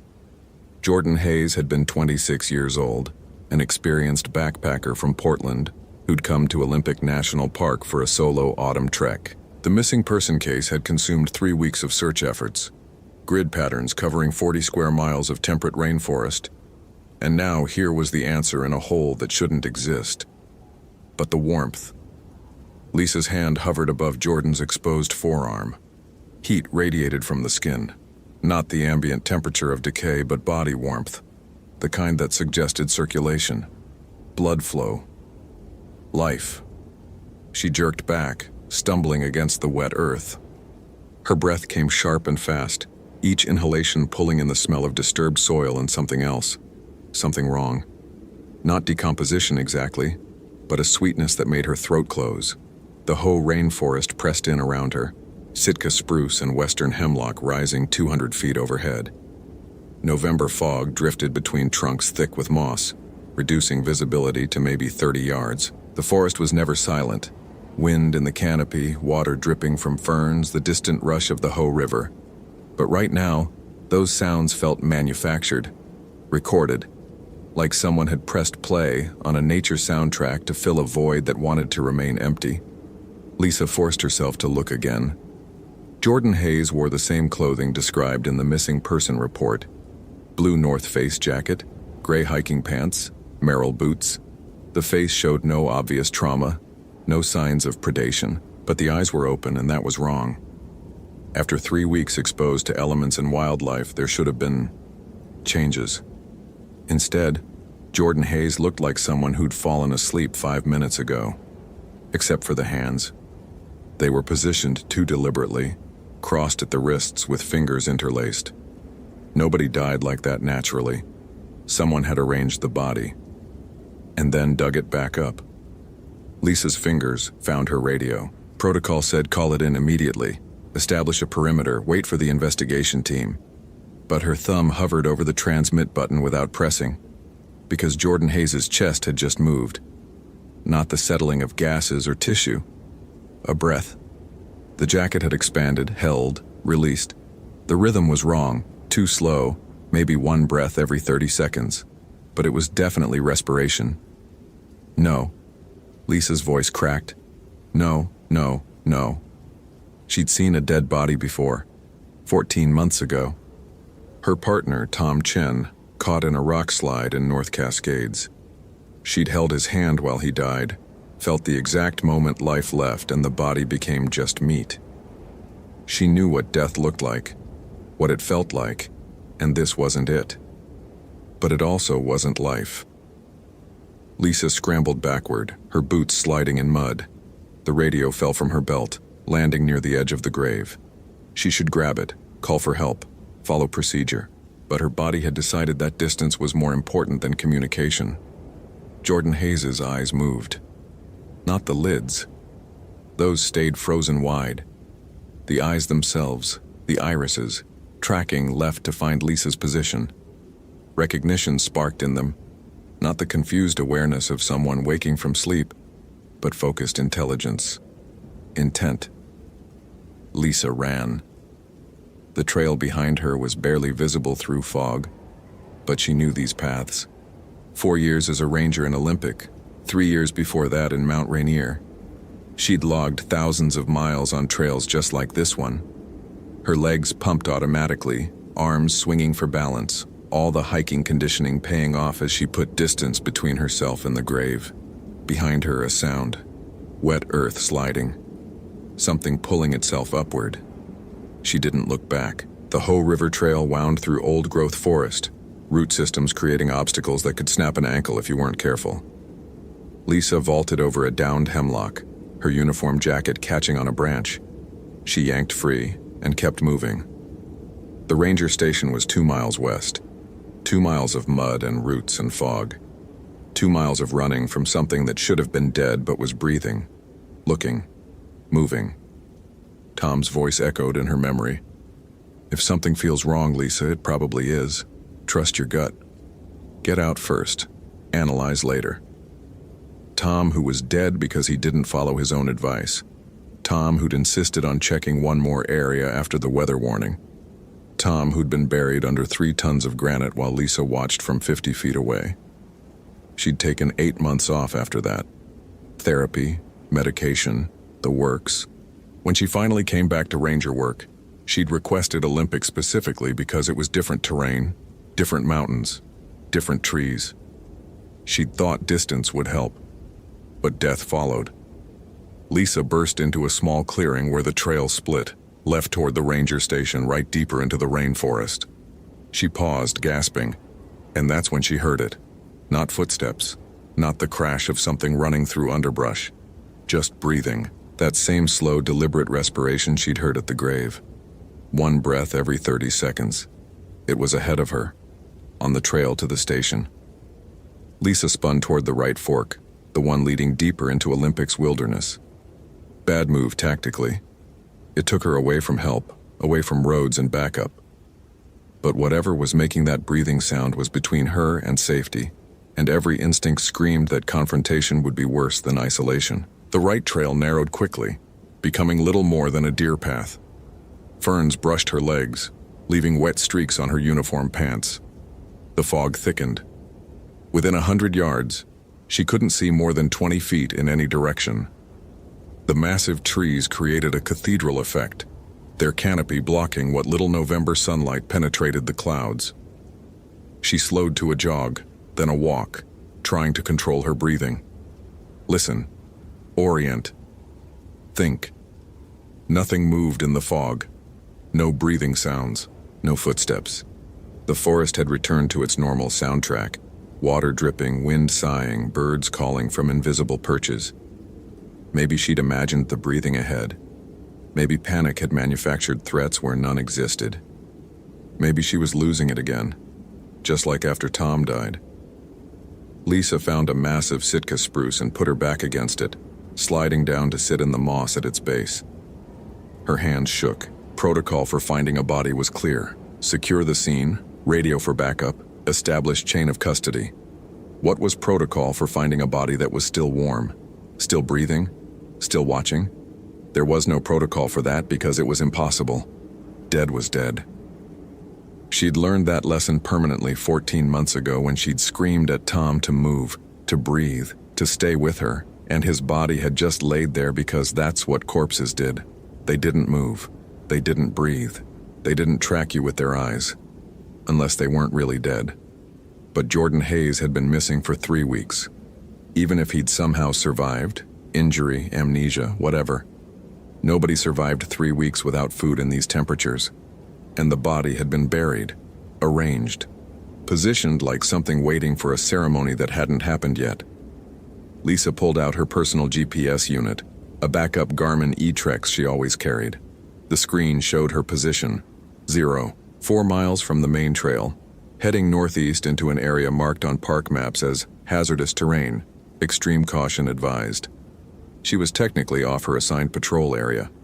If she radioed this in, there would be questions about why she'd run instead of following procedure, why she'd left the scene, why she hadn't secured the evidence. Evidence. Like Jordan Hayes was evidence of something rather than someone. She clipped the GPS back to her belt and felt the absence of her radio, still back at the grave wherever she'd dropped it. No communication, no backup, no way to call for help even if she wanted to. Tom's voice again. Solo in the backcountry means you're your own rescue. Every decision matters. Fine. Decision time. Option 1. Go back to the grave, retrieve the radio, call it in properly. Option 2. Continue to the ranger station via the longer route, report what she'd found, let someone else investigate. Option 3. Admit she was having a breakdown and needed to go back on medical leave. The sound of digging erased all 3 options. It came from somewhere ahead, not close, but not distant either. The rhythmic chunk of a shovel or tool biting into earth, then soil being moved. Then the cycle repeating. Methodical. Patient. The sound Jordan Hayes' grave would have made when it was being excavated. Lisa stood slowly, careful not to make noise against the tree bark. The digging continued. She counted. 30 seconds of digging, 10 seconds of silence, 30 seconds of digging. Like breathing. Like the rhythm she'd heard on the trail. Against every survival instinct, Lisa moved toward the sound. She couldn't have explained why. Maybe curiosity. Maybe the need to prove she wasn't crazy. Maybe something deeper. The same compulsion that made people slow down for car accidents or lean over cliff edges. The human need to see the source of wrongness. The fog made navigation difficult, but the digging sound provided a beacon. Lisa moved from tree to tree using the massive trunks for cover. Her ranger training emphasized wilderness safety and visitor management, not stealth, but she did her best. Step carefully, test each footfall, avoid snapping branches. The trees thinned into another clearing, this one maybe 50 feet across. 7 shapes moved in the fog. Lisa froze behind a hemlock, its trunk wide enough to hide her completely. She counted again to be sure. 7 figures all digging. They worked in a rough circle, each excavating their own hole with the same methodical rhythm. 30 seconds of work, 10 seconds of rest. Perfectly synchronized. None of them had shovels. They used their hands, bare fingers tearing through soil and roots with impossible efficiency. Lisa watched one figure, a woman in hiking clothes, rip through a root as thick as her wrist without apparent effort. The root snapped like dry spaghetti, and the woman continued digging without pause. All 7 wore civilian clothing, hiking gear mostly, in various states of wear. The closest figure, a man in a green fleece, had what looked like a park map folded in his jacket pocket. A tourist. Or had been. None of them seemed to notice Lisa. They dug with focused intensity, never looking up, never pausing except for those precise 10-second intervals. Their breathing matched Jordan Hayes' rhythm. Slow, deliberate, one breath every 30 seconds. Lisa's mind cataloged details automatically, the ranger training kicking in despite terror. 7 bodies, 7 graves, all fresh excavations. The soil was dark and wet, recently disturbed. These graves couldn't be more than a few hours old, but the people digging them had been dead long enough for missing person reports. She recognized 2 of them from case files back at the station. The woman with the snapped root was Michelle Kowalski, disappeared August 2007 while hiking the High Divide Loop. The man in the green fleece was Andrew Patel, lost September 2008 on the Ozette Loop Trail. There were 6 others Lisa didn't recognize, but given the pattern, they were probably missing hikers from years past. All of them dead. All of them digging their own graves. All of them breathing that wrong, slow rhythm. The man in green fleece stopped digging. His head turned, not smoothly, but in a jerking motion like a puppet with tangled strings. His eyes found Lisa through the fog. She didn't wait to see what happened next. Running again, but this time with purpose. The pattern was clear now, even if the mechanism wasn't. Missing hikers in Olympic National Park didn't just disappear. They came back. Changed. Wrong. And they were preparing something. Digging graves in a circle like ceremony. Like ritual, like... Lisa's boot caught on a root, and she went down hard, hands barely catching her before face planted into mud. Pain shot through her left wrist, probably sprained. She rolled onto her back and saw them emerging from the fog. All 7. Moving together with that same jerking puppet motion. Not running, but not walking either. Something in between that covered ground faster than seemed possible. Their eyes reflected what little light penetrated the fog, pupils too wide, irises too bright. Lisa scrambled to her feet and ran left, off any trail entirely. The forest became a maze of ferns and fallen logs. Her injured wrist sent pain signals every time she used it for balance, but adrenaline kept her moving. Behind her, the sound of pursuit, not footsteps, but branches breaking, ferns being crushed, the wet sound of hands and feet moving through underbrush. A voice called out. "Lisa." She nearly fell again. The voice was Tom's.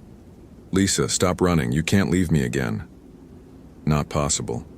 Tom was dead, buried in Bellingham. She'd attended the funeral, watched them lower the casket, threw dirt on the lid. Tom was gone. "You left me under the rocks, Lisa. You ran away then, too." The voice came from everywhere and nowhere, echoing off trees, bouncing through fog. Lisa's vision blurred with tears. This wasn't real. Couldn't be real. Tom's death hadn't been her fault. The therapist had said so. The investigation had cleared her. She couldn't have saved him. "Come back, Lisa. Help me dig. We're almost ready." She burst through a curtain of ferns into a small ravine.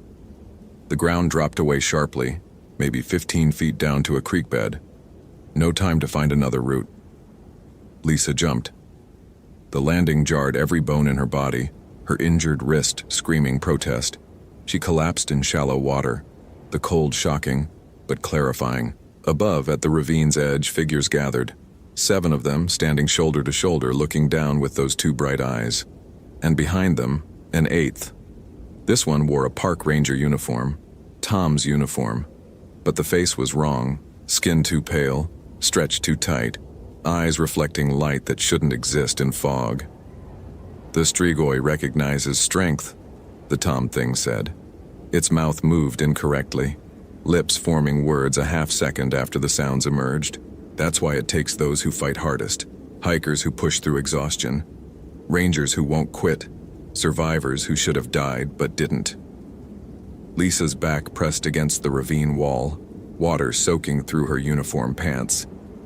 "You're not Tom." Tom is dead. Tom is alive. Tom is Strigoi. The thing's head tilted at an angle that would have broken a human neck. "Tom is calling you home." Strigoi isn't real. It's Romanian folklore. Old superstition. The Tom thing smiled and its teeth were wrong. Too many, too sharp, arranged in rows like a lamprey. Folklore is memory. This forest remembers Romania. The settlers brought old things with them. Seeds. Stories. Blood. One of the 7 figures above, the woman in hiking clothes, dropped into the ravine. She landed in a crouch that no human legs could absorb, bones bending in ways joints didn't allow. When she stood, her breathing maintained that slow rhythm, but her eyes were fixed on Lisa with predatory focus. "Michelle Kowalski," Lisa said, trying to ground herself in facts. "Disappeared August 2007. Body never recovered." Michelle's mouth opened, but Tom's voice came out. "Body buried, body rose. Body remembered what it means to be hungry." Another figure dropped into the ravine. Andrew Patel, the man in green fleece. His landing was equally impossible, feet finding purchase on wet stone without slipping. He moved toward Lisa's right while Michelle circled left. Flanking. Pack tactics. Lisa grabbed a rock from the creek bed, hefting it in her good hand. Useless against whatever these things were, but holding it made her feel less helpless. "What do you want?" "To complete the circle." Tom's voice, but from Michelle's mouth now, the ventriloquism disconcerting. 7 buried, 7 risen, 7 digging, the 8th makes the pattern whole. I'm not dead. Not yet. This from Andrew Patel, though the voice shifted. Deeper, older, with an accent Lisa couldn't place. Romanian, maybe. The Strigoi takes the living and makes them walk again. You will dig. You will rise. You will hunger. 3 more figures dropped into the ravine. The circle was tightening, 7 bodies closing in while the Tom Thing watched from above. Lisa's options narrowed to nothing. Fight 7 reanimated corpses in a ravine with a sprained wrist and a rock. Lose badly. Join them in whatever this was. Or use the one advantage she had. They were talking, which meant they wanted something from her beyond simple death. Why me? Lisa kept her voice steady. Olympic has hundreds of hikers. Why target rangers? The Tom Thing descended into the ravine, and this time Lisa saw how it moved. Not jumping, not climbing, flowing. Gravity seemed negotiable. It settled on a rock in the middle of the creek, water parting around its boots without causing splashes. Because you already died, Lisa. Those too many teeth gleamed. 14 months ago in North Cascades, you died when Tom died. Your heart stopped for 47 seconds while you screamed at the rock slide. The EMTs restarted it, but part of you stayed dead. The Strigoi smells that. The places where life stopped and started wrong. Lisa's breathing quickened. She'd never told anyone about the 47 seconds. The report said she'd gone into shock, required medical attention for acute stress response. But her heart had stopped. She remembered the darkness, the sensation of falling inward, the terrible moment when she couldn't remember how to make her lungs work. That's why we chose you, the Tom Thing continued. Death recognizes death, and you'll help us finish what we started. What did you start? The circle of 8, the Strigoi's number. When 8 walk again gather in the place between root and stone, the old thing wakes fully. No more individual graves, no more slow rising. Everyone who died in this forest will stand again. Hundreds, thousands. Olympic will remember what it means to be truly old.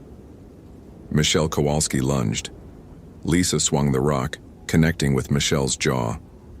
The impact should have shattered bone, but Michelle's head just snapped to the side and back with a wet crack. She kept coming. Her hands grabbed Lisa's jacket, fingers impossibly strong, and lifted her off the ground. The 8th grave is dug, Michelle said in Tom's voice. The 8th body rises tonight. Lisa's injured wrist flared as she punched at Michelle's face, neck, anywhere she could reach, like hitting oak. Michelle's grip tightened, squeezing air from Lisa's lungs. Black spots danced across vision. This was it. This was how it ended. Reanimated corpse strangling her in a ravine while 6 others watched. Tom's face filled her fading vision. Sleep, Lisa. Rest. Wake up different. The sound that saved her was unexpected. A helicopter. The distinctive whump-whump of rotors cut through the fog, distant but approaching. Someone had noticed she was missing. Someone had initiated search protocol. The Park Service's Eurocopter AS-350 could be overhead in minutes. Michelle's grip loosened fractionally. The 7 corpses all turned their heads in unison, tracking the sound. The Tom Thing hissed. Not a human sound, but something serpentine and ancient. They found the radio, it said. They're coming. Lisa drove her knee into Michelle's midsection. No effect, but the distraction was enough. She twisted, used her weight, and both of them went down into the creek. The cold water was shocking, but Lisa had trained for water rescue. She knew how to move in currents, how to use water as cover. She kicked hard, pushing away from Michelle, and let the creek carry her downstream. The ravine deepened, water flowing faster. Behind her, voices called out, some in English, some in that Romanian accented language, all overlapping in discordant harmony. The helicopter sound grew louder, rotors beating fog into eddies, searchlight probably scanning the canopy. Lisa let herself go limp, conserving energy, letting the current do the work. Her ranger training included wilderness survival. When lost, follow water downstream. It always leads somewhere. The creek widened, picking up speed. Lisa grabbed at rocks to slow her descent, her injured wrist protesting every grip. The helicopter was directly overhead now, its searchlight probing through breaks in the canopy. She wanted to signal, to wave, to scream for help, but the current was too strong and her body too exhausted. A waterfall. Small, maybe 8 feet, but enough to send her over with stomach-lurching suddenness. She dropped, hit a deep pool, went under. The water was numbingly cold, fed by snowmelt from the Olympic peaks. Her lungs burned. Which way was up? Everything was dark and spinning. Her head broke surface. She gasped, coughed, gasped again. The pool emptied into a wider stream that merged with... Yes, she could hear it. The Hoh River. The ranger station was on the Hoh. If she could reach the river, follow it downstream, she'd eventually hit the station or the road or somewhere with people and sanity. Behind her, 7 figures stood at the waterfall's edge, backlit by the helicopter's searchlight. They didn't jump, didn't follow, just watched with those 2 bright eyes as the current carried Lisa away. Tom's voice echoed across the water. The 8th grave is dug. You can run, but you'll come back. The Strigoi always brings them back. Lisa flipped onto her back, using a survival backstroke to navigate. The helicopter circled, searchlight sweeping systematic patterns. They were looking for her, but between the fog and the forest canopy, the odds of visual contact were slim. She needed to reach the Hoh, find a clearing, signal the chopper. The stream merged with the river. She felt the change in current, the power of real volume. The Hoh in November was swollen with rain, moving fast but not whitewater dangerous. Lisa angled toward the southern bank, looking for a place to pull out. Her body was shutting down from cold and exhaustion, hypothermia creeping in at the edges. There, a gravel bar with driftwood logs. Lisa kicked hard, caught an eddy, dragged herself onto stones. Her uniform was soaked, adding dangerous weight. Training said strip off wet clothes, but that meant exposure. She compromised, removing her jacket and wringing out what water she could. The helicopter was moving away, searching upstream. Lisa didn't have her radio to call them back. Didn't have anything except her GPS unit, and a body that wanted nothing more than to collapse and sleep. Sleep. Like Michelle Kowalski had slept after she died. Like Tom slept under the rocks in North Cascades. Sleep that turned into something else. Something wrong. Lisa forced herself to stand. The ranger station was 2 miles downstream. She could make 2 miles. She'd hiked hundreds of miles in worse conditions. Except she'd never done it after nearly being killed by reanimated corpses that spoke with her dead partner's voice. The forest pressed in on both sides of the river, dark and watching. Every shadow could hide one of them. Every sound could be their wrong breathing, their puppet movements. Lisa walked the gravel bar downstream, staying close to the water where the trees thinned and visibility was better. Her mind kept circling back to what the Tom thing had said. Strigoi, Romanian folklore, vampire mythology, but different from the Dracula version.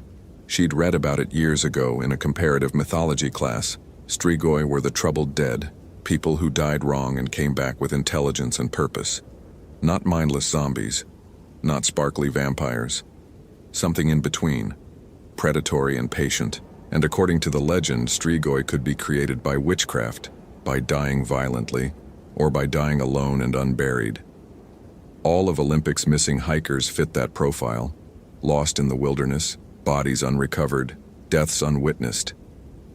But legends weren't real. They were stories, cultural ways of processing death and fear. They couldn't actually animate corpses. Except Michelle Kowalski had lifted her off the ground with one hand. Tom's face had been on something that wasn't Tom. 7 graves had been dug by people who should have been too dead to hold shovels. Lisa's foot caught on a submerged log, and she went down again, hands splashing into the shallows. Her injured wrist sent white-hot pain up her arm. She stayed there on hands and knees, river water flowing around her fingers, and finally let herself break. The sobs came hard and ugly, fueled by 14 months of suppressed trauma, and 3 hours of impossible terror. Tom was dead. She'd accepted that. She'd done the work, processed the grief, learned to function again. And now, something was using his face, his voice, twisting him into a weapon designed specifically to destroy her. Not fair. Not fair that death wouldn't just be death. Not fair that she'd survived North Cascades only to face something worse in Olympic. Not fair that the world contained things like Strigoi, things that made corpses walk and talk, and... A hand touched her shoulder. Lisa screamed and spun, her good hand grabbing for the nearest weapon. A rock, a branch, anything. "Ranger Hoffman, are you okay?"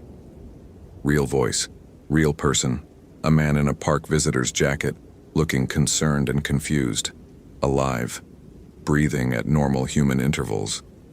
Lisa's hand shook, still gripping a rock she'd somehow grabbed. "Who are you?" "David Walsh. I'm camping at Ho Campground. I heard the helicopter and came to see if someone needed help." He took a step back, hands raised. "You're hypothermic. We need to get you warm." Every instinct screamed trap. One of them has to be. Look at his eyes. Too bright. Look at his breathing. Too slow. But David Walsh's eyes were normal brown, reflecting no light they shouldn't. His breathing was quick and elevated like someone who'd been jogging. And his hands were shaking slightly, the way humans' hands shake when they're nervous or cold. Human. Please let him be human.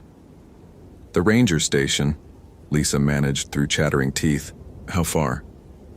"Half-mile. Can you walk?" She nodded. David helped her stand, and his hand was warm and solid and wonderfully normal. They walked together along the riverbank, David supporting her when she stumbled. The helicopter sound had faded completely. The forest was just a forest again, trees and ferns and the sound of water. "What happened?" David asked. "Were you attacked?" "I found..." Lisa stopped. What could she say? "I found 7 reanimated corpses digging graves in a circle. There's something in Olympic that brings dead hikers back as Romanian vampires. My dead partner tried to recruit me into an undead cult." "I found a body," she said finally. "Jordan Hayes, the missing person from 3 weeks ago." "Jesus, where?" "Ho River Trail, mile marker 47. The lie came easily. Anywhere except the truth. I need to report it. Get an investigation team." The ranger station emerged from the fog, a blessedly familiar wooden building with solar panels and communication equipment. Lights were on inside. Lisa could see Ranger Martinez through the window, probably coordinating the helicopter search. David helped her to the door and Lisa fell against it, suddenly unable to make her legs work properly. The door opened and Martinez caught her. "Hoffman, Christ, where have you been? We found your radio at..." He stopped, taking in her soaked uniform, her injured wrist, the way her whole body shook. "Medic, now. Walsh, get the first aid kit." They brought her inside, wrapped her in emergency blankets, started treating hypothermia. Lisa let them work, her mind distant from her body. Safe.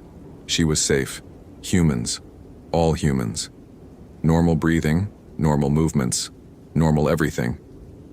Martinez was talking. "Found your radio at a disturbed gravesite. Empty grave. What the hell happened out there?" "Body," Lisa said. "Jordan Hayes. But it was... wrong." Wrong how? How could she explain? The warmth, the breathing, the way Jordan's eyes had tracked her movement. Martinez would think she'd had a breakdown, send her back on medical leave, maybe force a psych eval. But if she didn't warn them, they'd send someone else to investigate the grave. Someone who'd become the 8th. "There were others," she said. "In the forest, moving wrong." Martinez exchanged a glance with Walsh. The look said it all. She's in shock, not thinking clearly, probably hypothermic confusion. "We'll send a team at first light," Martinez said gently. "Right now you need rest. Walsh, can you stay with her while I coordinate with the search team?" David nodded, settling into a chair across from Lisa. Martinez stepped outside to use the radio, leaving them alone. Lisa studied David Walsh carefully. Mid-30s, camping gear that looked well used but maintained, the kind of person who came to Olympic regularly. His breathing remained steady and normal. His eyes stayed a consistent brown. Nothing wrong about him. "You don't believe me," Lisa said. "I believe you found something that scared you." David's tone was careful. Olympic can be disorienting. Fog, isolation, stress, they play tricks on perception. Not tricks. Lisa pulled the emergency blanket tighter. Real. There are people in the forest who shouldn't be walking, missing hikers from years ago. They're changed. David was quiet for a long moment. Then, how many years ago? The question's specificity surprised her. What? The missing hikers. How far back do they go? I recognized 2 from case files. August 2007, September 2008. But there were others I didn't know. David's expression shifted. Not disbelief, but something else. Recognition? Fear. "My sister disappeared in Olympic," he said quietly. 4 years ago, Rachel Walsh. She was hiking the Enchanted Valley Trail and never came back. They searched for 6 weeks. Found nothing. Lisa's stomach dropped. "David, I come back every year, look for signs, closure I guess, but sometimes I think I see her." He met Lisa's eyes. "In the fog. At a distance. Moving wrong, like you said. I always thought it was grief. Wishful thinking twisted into hallucination." "It's not hallucination." "How do you know?" "Because 7 of them tried to kill me. Because 1 wore my dead partner's face. Because they spoke about Romanian folklore in circles of 8 and old things waking. Because 1 of them touched me," Lisa said instead. "Real. Solid. Stronger than any human should be." The door opened. Martinez came back in, his expression grim. "Helicopter found something," he said. 7 fresh excavations in a circle about half a mile from where we found your radio. Empty graves, all of them. And tracks leading away in multiple directions." He paused. "They also found boot prints matching Jordan Hayes' pattern. Moving. Recent." David stood abruptly. "Where?" "Northeast. Toward the restricted area." Martinez looked at Lisa. "What happened out there, Hoffman? And don't tell me you don't remember. I need the truth." Lisa closed her eyes. The truth would end her career. Psych evaluation. Medical discharge. Nobody would believe Strigoi. But people were in danger. Martinez, the helicopter crew, anyone who went looking for those graves. "The missing persons," she said. "They're not dead. Not exactly. They're..." A sound outside. That distinctive slow breathing. 1 breath every 30 seconds. All 3 of them heard it. Martinez went pale. "What the fuck is that?" David moved to the window, peering into the fog. "There's someone out there." "No." "Multiple someones." Lisa forced herself to stand, crossing to the window despite her body's protests. 7 figures stood in a semicircle around the ranger station. Michelle Kowalski, Andrew Patel, 5 others she hadn't seen clearly before, all watching with those 2 bright eyes, and behind them the Tom thing, smiling with too many teeth. "They followed me," Lisa whispered. "I led them here." Martinez grabbed the radio. "Base, this is Ho Station. We have a situation." The power died. Lights out. Computer screens black. Radio dead. Even the emergency lighting failed. Only the dim November daylight through the windows provided illumination. "Generator," Martinez said. "Walsh, help me." "No." Lisa grabbed his arm. "Don't go outside. That's what they want." "Who wants? What are you?" Glass shattered. Michelle Kowalski came through the window in an explosion of broken glass and splintered frame. She landed in the middle of the room, bones articulating wrong but holding her upright. Her mouth opened and Tom's voice emerged. "The 8th grave is dug. The circle must close." Martinez pulled his service weapon, a Sig Sauer P226 the Park Service authorized for wildlife defense. He fired twice, center mass, textbook shots. Michelle jerked with each impact but didn't fall.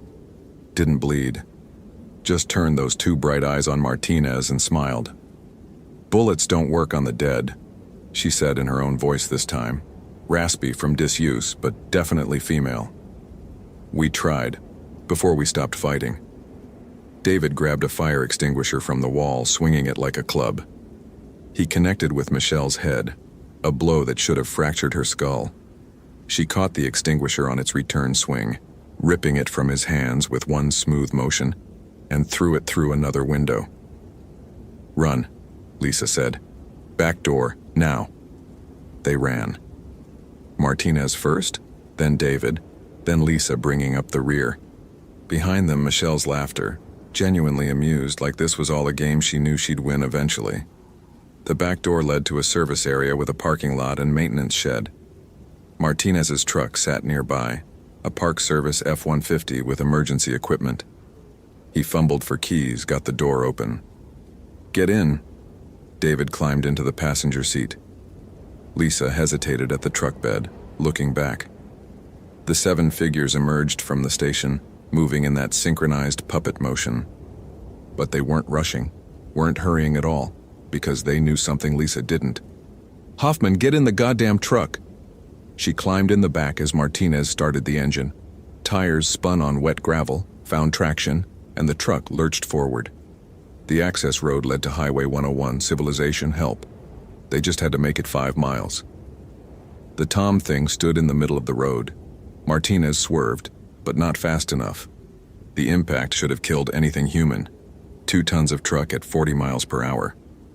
The Tom thing shattered the windshield, rolled over the hood, disappeared under the wheels. Martinez fought for control as the truck fishtailed, hydroplaned, and finally slammed into a massive Sitka spruce. The airbags deployed with explosive force. Lisa was thrown forward in the truck bed, her injured wrist taking another hit. Everything was pain and ringing ears, and the smell of deployed airbags. She pulled herself up. Martinez was slumped over the wheel, unconscious but breathing. David was clutching his arm, blood streaming from a gash on his forehead, but alert. "Is it dead?" David asked.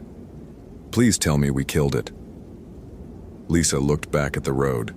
The Tom thing was standing up, bones bent at wrong angles, snapping back into place with wet cracks. Its uniform was shredded, skin torn, but it was standing, walking toward them, smiling.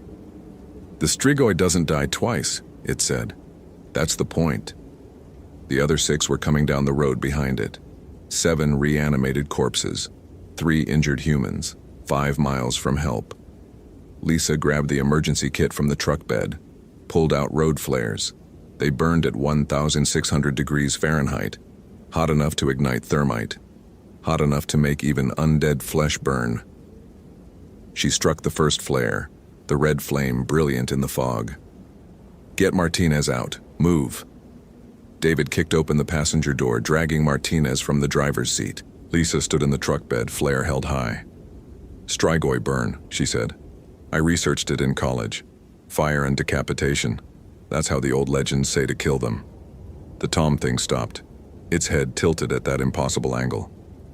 "You learned well," it said, "but fire needs to burn long enough. We're fast when we need to be."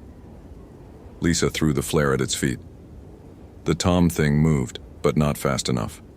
Fire caught its leg, spreading across the synthetic fabric of the Park Service uniform.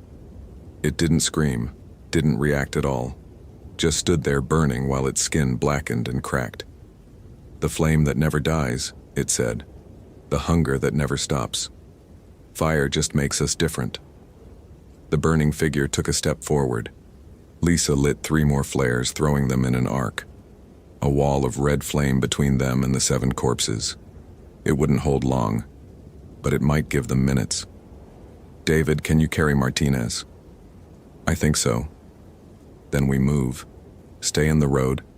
Stay visible. The helicopter will make another pass." They moved as quickly as 2 injured people carrying a third could manage. Behind them, the wall of flames. Beyond that, the sound of the Strigoi walking through fire, their bodies burning but still animate, still hunting.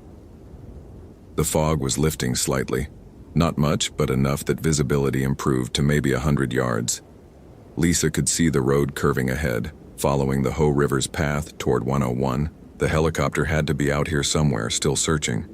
David was struggling with Martinez's weight.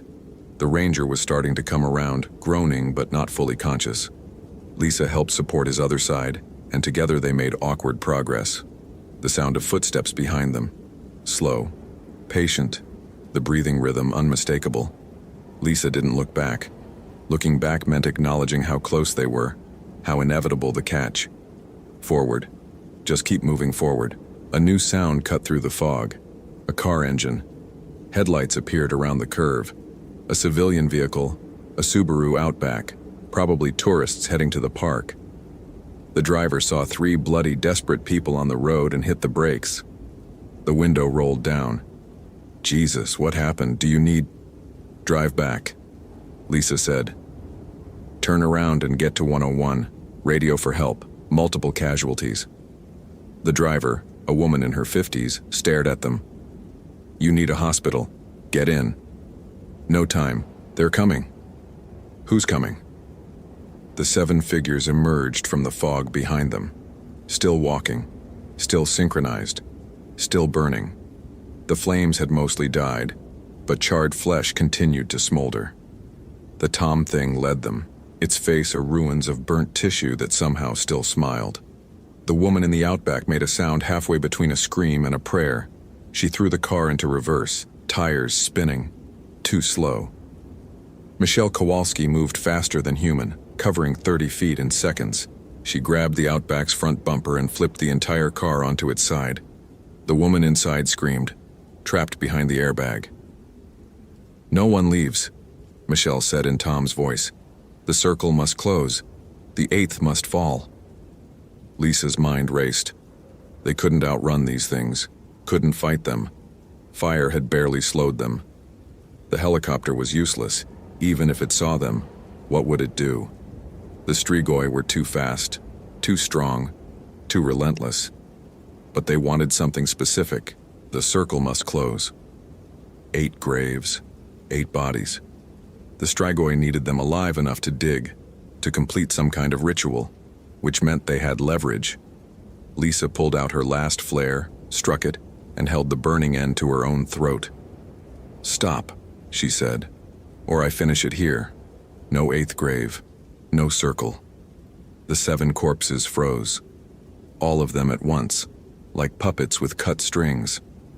The Tom thing's burnt face registered something that might have been surprise. You wouldn't, it said. I survived my partner dying. I survived 14 months of guilt. I survived today. You think I'm afraid of finishing what I should have let happen in North Cascades? The bluff was complete. Lisa didn't want to die, but the Strigoi didn't know that. The circle can be broken, Lisa continued. You need 8. 7 does nothing. I die now. You wait another year, another decade, for someone else strong enough, or you let us go. The Tom thing considered this. Its burnt lips moved, speaking in that Romanian accent. The Strigoi is patient. We have time. This forest has time. Then we're at an impasse, or a negotiation. The thing took a step forward. You walk away, today, but you come back, eventually. The touched always return to death, and when you do, the circle will be ready. You'll let them go? Lisa gestured to Martinez, David, the woman in the Outback. All of them? All of them. This time. The Tom thing smiled with its ruined face. But the graves remain dug. The dead remain walking. Olympic remembers. And you, Lisa Hoffman, you carry the mark now. The place where your heart stopped and started wrong. That mark will call you back. Lisa lowered the flare slightly. How do I know you'll keep your word? The Strigoi do not lie. We do not need to. Truth is more terrible than deception. It turned to the other 6. Inapoi. Lasatsi. The corpses retreated into the fog, moving as one, their synchronized breathing fading into the distance. The Tom thing watched Lisa for another long moment. 14 months ago, I died, it said. Rocks fell, bones broke, life ended. But I came back because you couldn't let go. Your grief called me from stone and soil. You made me Strigoi, Lisa. You and your desperate prayers to a dead man. That's not goodbye, partner. Until you return, it dissolved into fog, leaving only the sound of burning wood and the woman crying in the overturned outback. Lisa stood on the road, flare still burning, her whole body shaking. David moved to help the trapped woman. Martinez was sitting up now, confused but conscious. And somewhere in the distance, the helicopter's rotors cut through the November air. Help was coming. Explanations would need to be invented. Reports would be filed. The official story would involve dangerous wildlife, possible bear attack, mass hysteria from hypothermia and stress. But Lisa knew the truth. Olympic National Park harbored something ancient, something that took the dead and made them walk again, something that needed 8 bodies to complete a ritual that would wake horrors she couldn't imagine.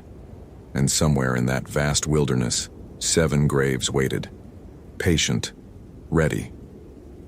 The helicopter appeared overhead, searchlight finding them at last. Lisa watched it descend, bringing rescue and normalcy and the illusion of safety. But she could still hear them in the fog, breathing slow and patient. 1 breath every 30 seconds. The rhythm of the Strigoi, the breath of the troubled dead, waiting for the 8th. 3 months later, Lisa Hoffman submitted her resignation to the National Park Service. The official reason was medical retirement following traumatic injury sustained in the line of duty. The unofficial reason was that she couldn't sleep anymore, couldn't close her eyes without seeing Tom's burned face or hearing that slow, patient breathing. She moved to Seattle, got a job doing data entry for an insurance company, lived in a studio apartment on the 8th floor, high enough that she could see the Olympic Mountains on clear days, a reminder of what waited in those forests. She went to therapy, took medication, tried to build a normal life. But sometimes on foggy November mornings, Lisa would wake up tasting earth. Not the clean soil of gardens or parks, but the deep earth smell of graves. And she would know with absolute certainty that somewhere in Olympic National Park, 7 figures were still digging, waiting for the circle to close, waiting for her to come home. Hope you felt genuine terror. If you appreciate authentic horror rooted in real folklore, consider following for more stories. Which moment scared you most? Share your theory about what happened.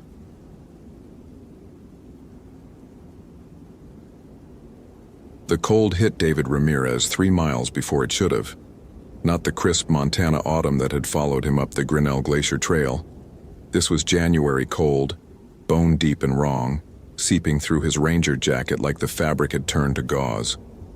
August shouldn't feel like this. The aspen leaves around him still wore their summer green, untouched by frost, yet his breath clouded white in the air, and his fingers had gone numb inside his gloves. The smell came next, rot and copper and something underneath that made his throat close. A sweet chemical wrongness that didn't belong in any forest David had ever walked. He'd smelled death before. This wasn't that. This was older. Connor Burke's campsite sat in a clearing at the 6,400-foot mark, exactly where the GPS coordinates from his last check-in had placed it. David's Garmin unit had worked perfectly until he'd crossed some invisible threshold 200 yards back. Now the screen flickered between his location and blank static, the satellite signal cutting in and out like something was interfering with the signal from orbit. The tent still stood.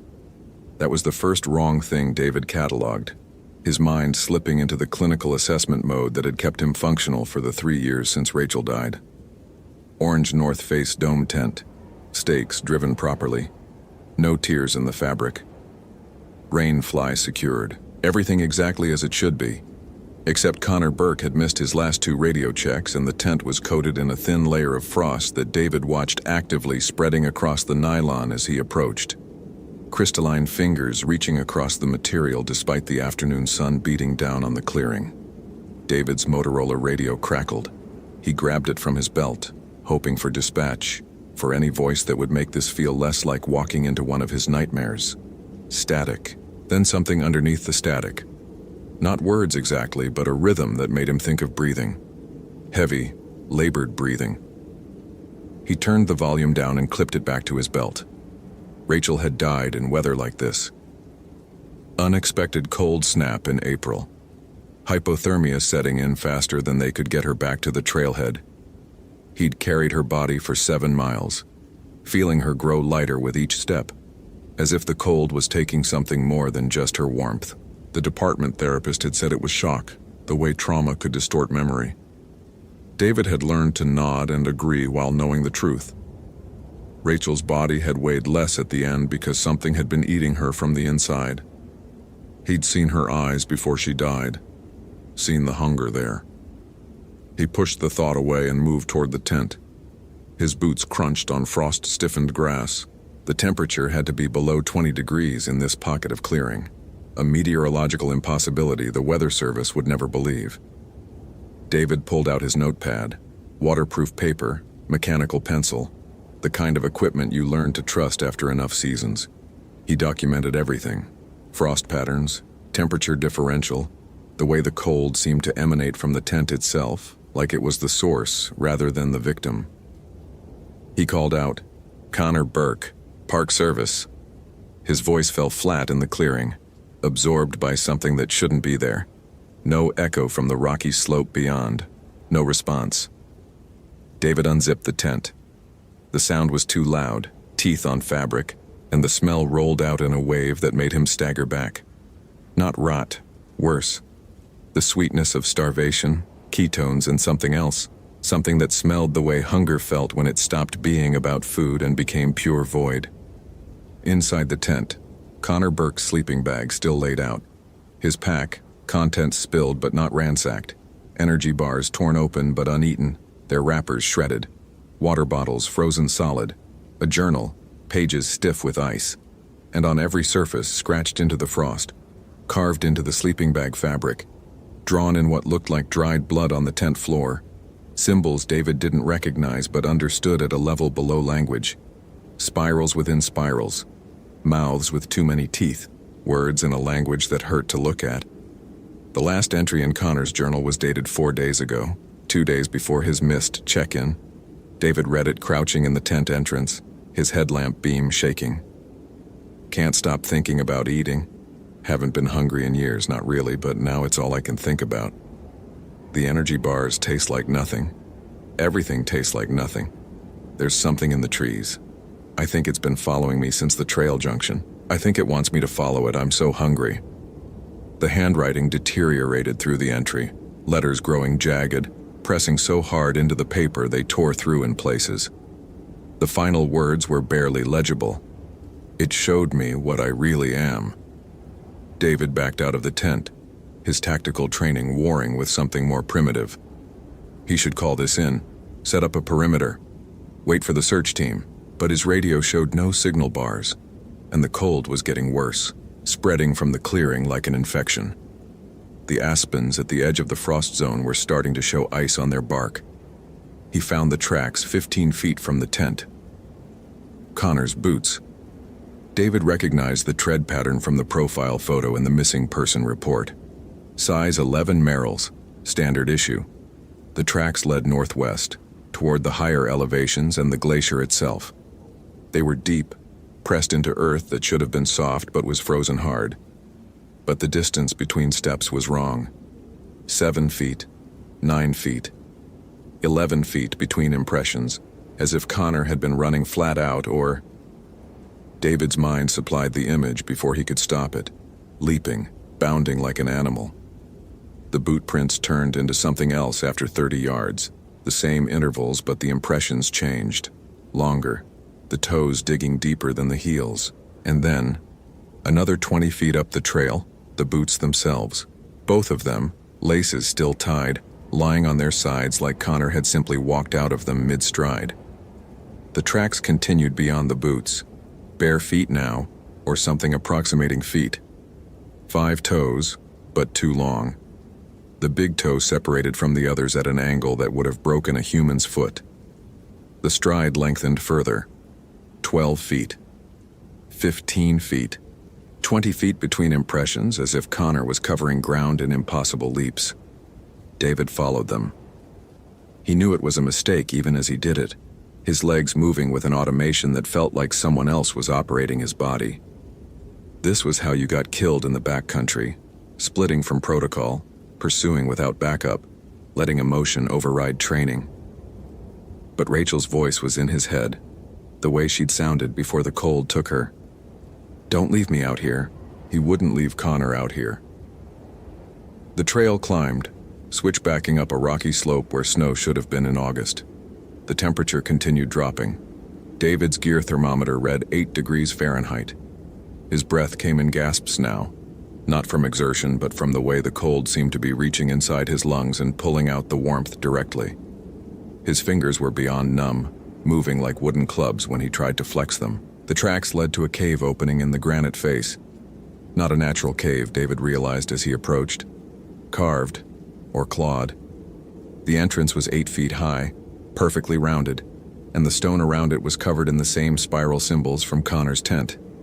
They seemed to move in his peripheral vision, writhing like living things. David's headlamp beam couldn't penetrate the darkness inside. He switched on his mag light, the LED beam usually good for 300 yards. It died 10 feet inside the entrance, swallowed by a darkness that felt solid. He heard Connor then. Not words. A sound somewhere between sobbing and laughter, echoing from deep inside the mountain. And under that, chewing.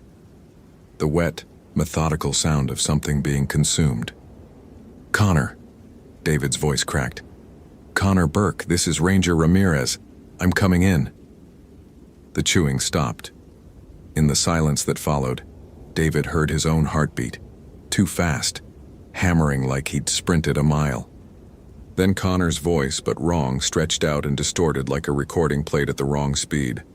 So hungry, David. Can't you feel it? Can't you feel how empty you are? David hadn't told Connor his name, had never met the man before this assignment. But somehow Connor knew. Come out, Connor, we can get you help. Laughter now, genuine but terrible, echoing from multiple points in the cave simultaneously. Help? I tried help, therapy, medication, diet after diet after diet. Nothing worked, nothing filled it, but this. The voice changed, dropping to something that resonated in David's chest like a bass note. This understands. This knows what we really are, what we've always been. David stepped into the cave. The darkness wrapped around him, tactile and hungry. His boot struck something that clattered. Bones, he realized, looking down. Human bones. No, multiple sets of human bones, piled in the entrance like a threshold marker. Some of them showed teeth marks. Some had been cracked open for the marrow. His light found Connor Burke 10 feet inside. Or what had been Connor Burke. The man stood 7 feet tall now, stretched vertically like taffy, his spine visible through translucent skin that had taken on a blue-white color. His ranger uniform hung in tatters from a frame that had added too many joints to still be human. But his face was almost recognizable, if you could ignore the way his jaw had extended, the way his teeth had grown and multiplied, filling his mouth with sharp yellow ivory. Connor's eyes met David's. They were completely black, reflective like an animal's in the headlamp beam, and they were crying. I couldn't stop eating, Connor whispered, his voice his own again for just a moment. Started with the energy bars, then the bark, then... He gestured at the bones. I met them on the trail, honeymooning couple, they were so kind. Asked if I needed help, I was so hungry. David's hand went to his service weapon, a Glock 22 that suddenly felt absurdly inadequate. Connor, listen to me. This isn't you. Something happened to you, something woke up what was always there, Connor finished. His body shifted, bones creaking, adding another foot to his height. You know this, David. You felt it with Rachel. You watched it happen and you knew. The hunger isn't new. It's old. Older than these mountains. It's what we are underneath everything we pretend to be. David's finger found the trigger. That's not true. Isn't it? Connor took a step forward, his new joints bending in ways that made David's stomach turn. Why did you come alone? Why didn't you wait for backup? You came because you understood. Because you've been hungry too, since Rachel died, since you watched her eyes change, since you felt the relief when she was finally gone, and you didn't have to feel guilty about wanting to leave her. The words hit like physical blows. David had never told anyone about those thoughts, the terrible secret relief he'd felt mixed with his grief when Rachel died, the freedom from her constant needs, her depression, her weight on his life, the shame that had been eating him for 3 years. "You're lying." But his voice shook. Connor laughed, and the sound echoed off the cave walls from a dozen different angles. "The Wendigo doesn't lie. It just shows what's already there. The hunger. The emptiness. We spend our whole lives trying to fill it with food, with people, with purpose. But it never works. Nothing works. We're hollow, David. We're all hollow. And this..." He spread his arms, bones crackling. "This at least is honest." David fired. 3 shots, center mass, the training automatic response. The reports were deafening in the enclosed space. Connor staggered back, dark fluid leaking from the wounds. Then he smiled, and his teeth caught the light like knives. "You can't kill hunger, David." Connor lunged. David dove sideways, feeling claws rake across his shoulder, shredding fabric and skin. He rolled, came up firing, emptied the magazine into the thing that had been Connor Burke. Each impact made Connor stagger, but none stopped him. The wounds closed as David watched, the flesh knitting together with unnatural speed. David ran, back through the cave entrance, out into the impossible cold, down the trail with Connor's laughter chasing him. His shoulder burned, blood freezing to his jacket. His lungs screamed for air that wasn't there. Behind him, he heard Connor bounding down the slope, those 2 long strides eating up the distance. He wouldn't make it to the trailhead. David knew that with absolute certainty. Connor was faster now, tireless, driven by a hunger that was literally supernatural. David's only chance was the cliff. The trail switchbacked past a 100-foot drop, the kind of exposure that made day hikers nervous. David altered course, angling for it, his plan forming in the desperate clarity of mortal terror. Connor landed in front of him, cutting off his escape. Up close, the transformation was complete. Almost nothing human remained except those crying eyes trapped in a monster's face. "I'm sorry," Connor said, and David heard genuine grief in the distorted voice. "I'm so hungry." David raised his empty gun, knowing it was futile. "Connor, fight it. You're still in there." "I tried." Connor's voice broke. "I tried so hard, but it's stronger. It's always been stronger. Since I was 8 years old, sneaking food, binging, purging, hating myself. This is just honest. This is what I always was." David saw his opening. He lowered the gun. "You're wrong." Connor hesitated, confusion flickering across his inhuman features.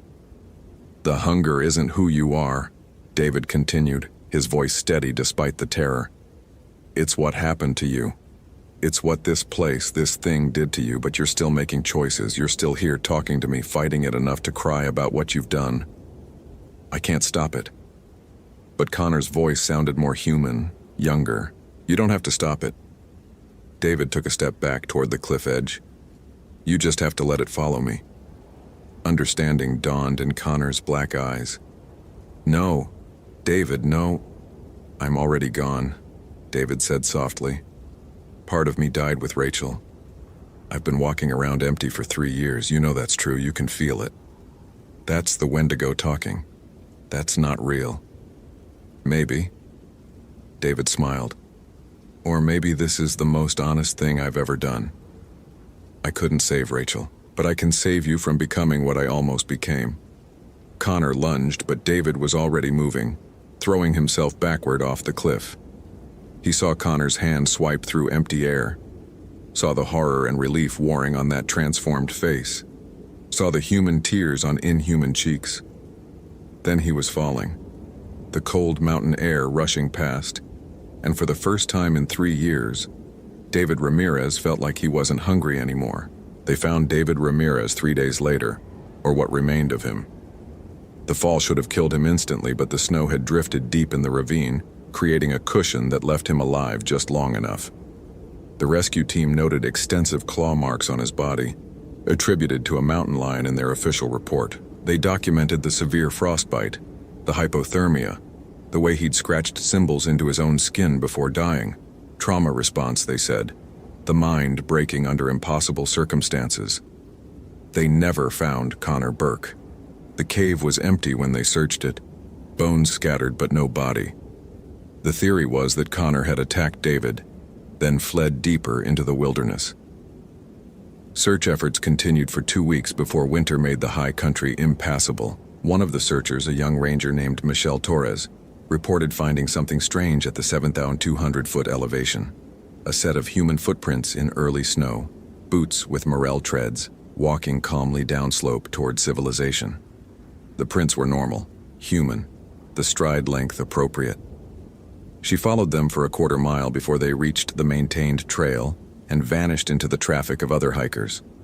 Her report was filed and forgotten. Nobody wanted to believe that Connor Burke had walked out of the mountains as human as he'd walked in, carrying the memory of what he'd been and what he'd chosen not to become. Nobody wanted to think about what that meant for the rest of them, walking around with their own hollowness, their own secret hungers.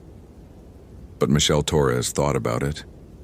She thought about it every time she felt empty, every time the loneliness threatened to swallow her whole. She thought about Connor Burke making his way down the mountain, step by human step, carrying the weight of what he'd done and what he'd been offered and what he'd ultimately refused.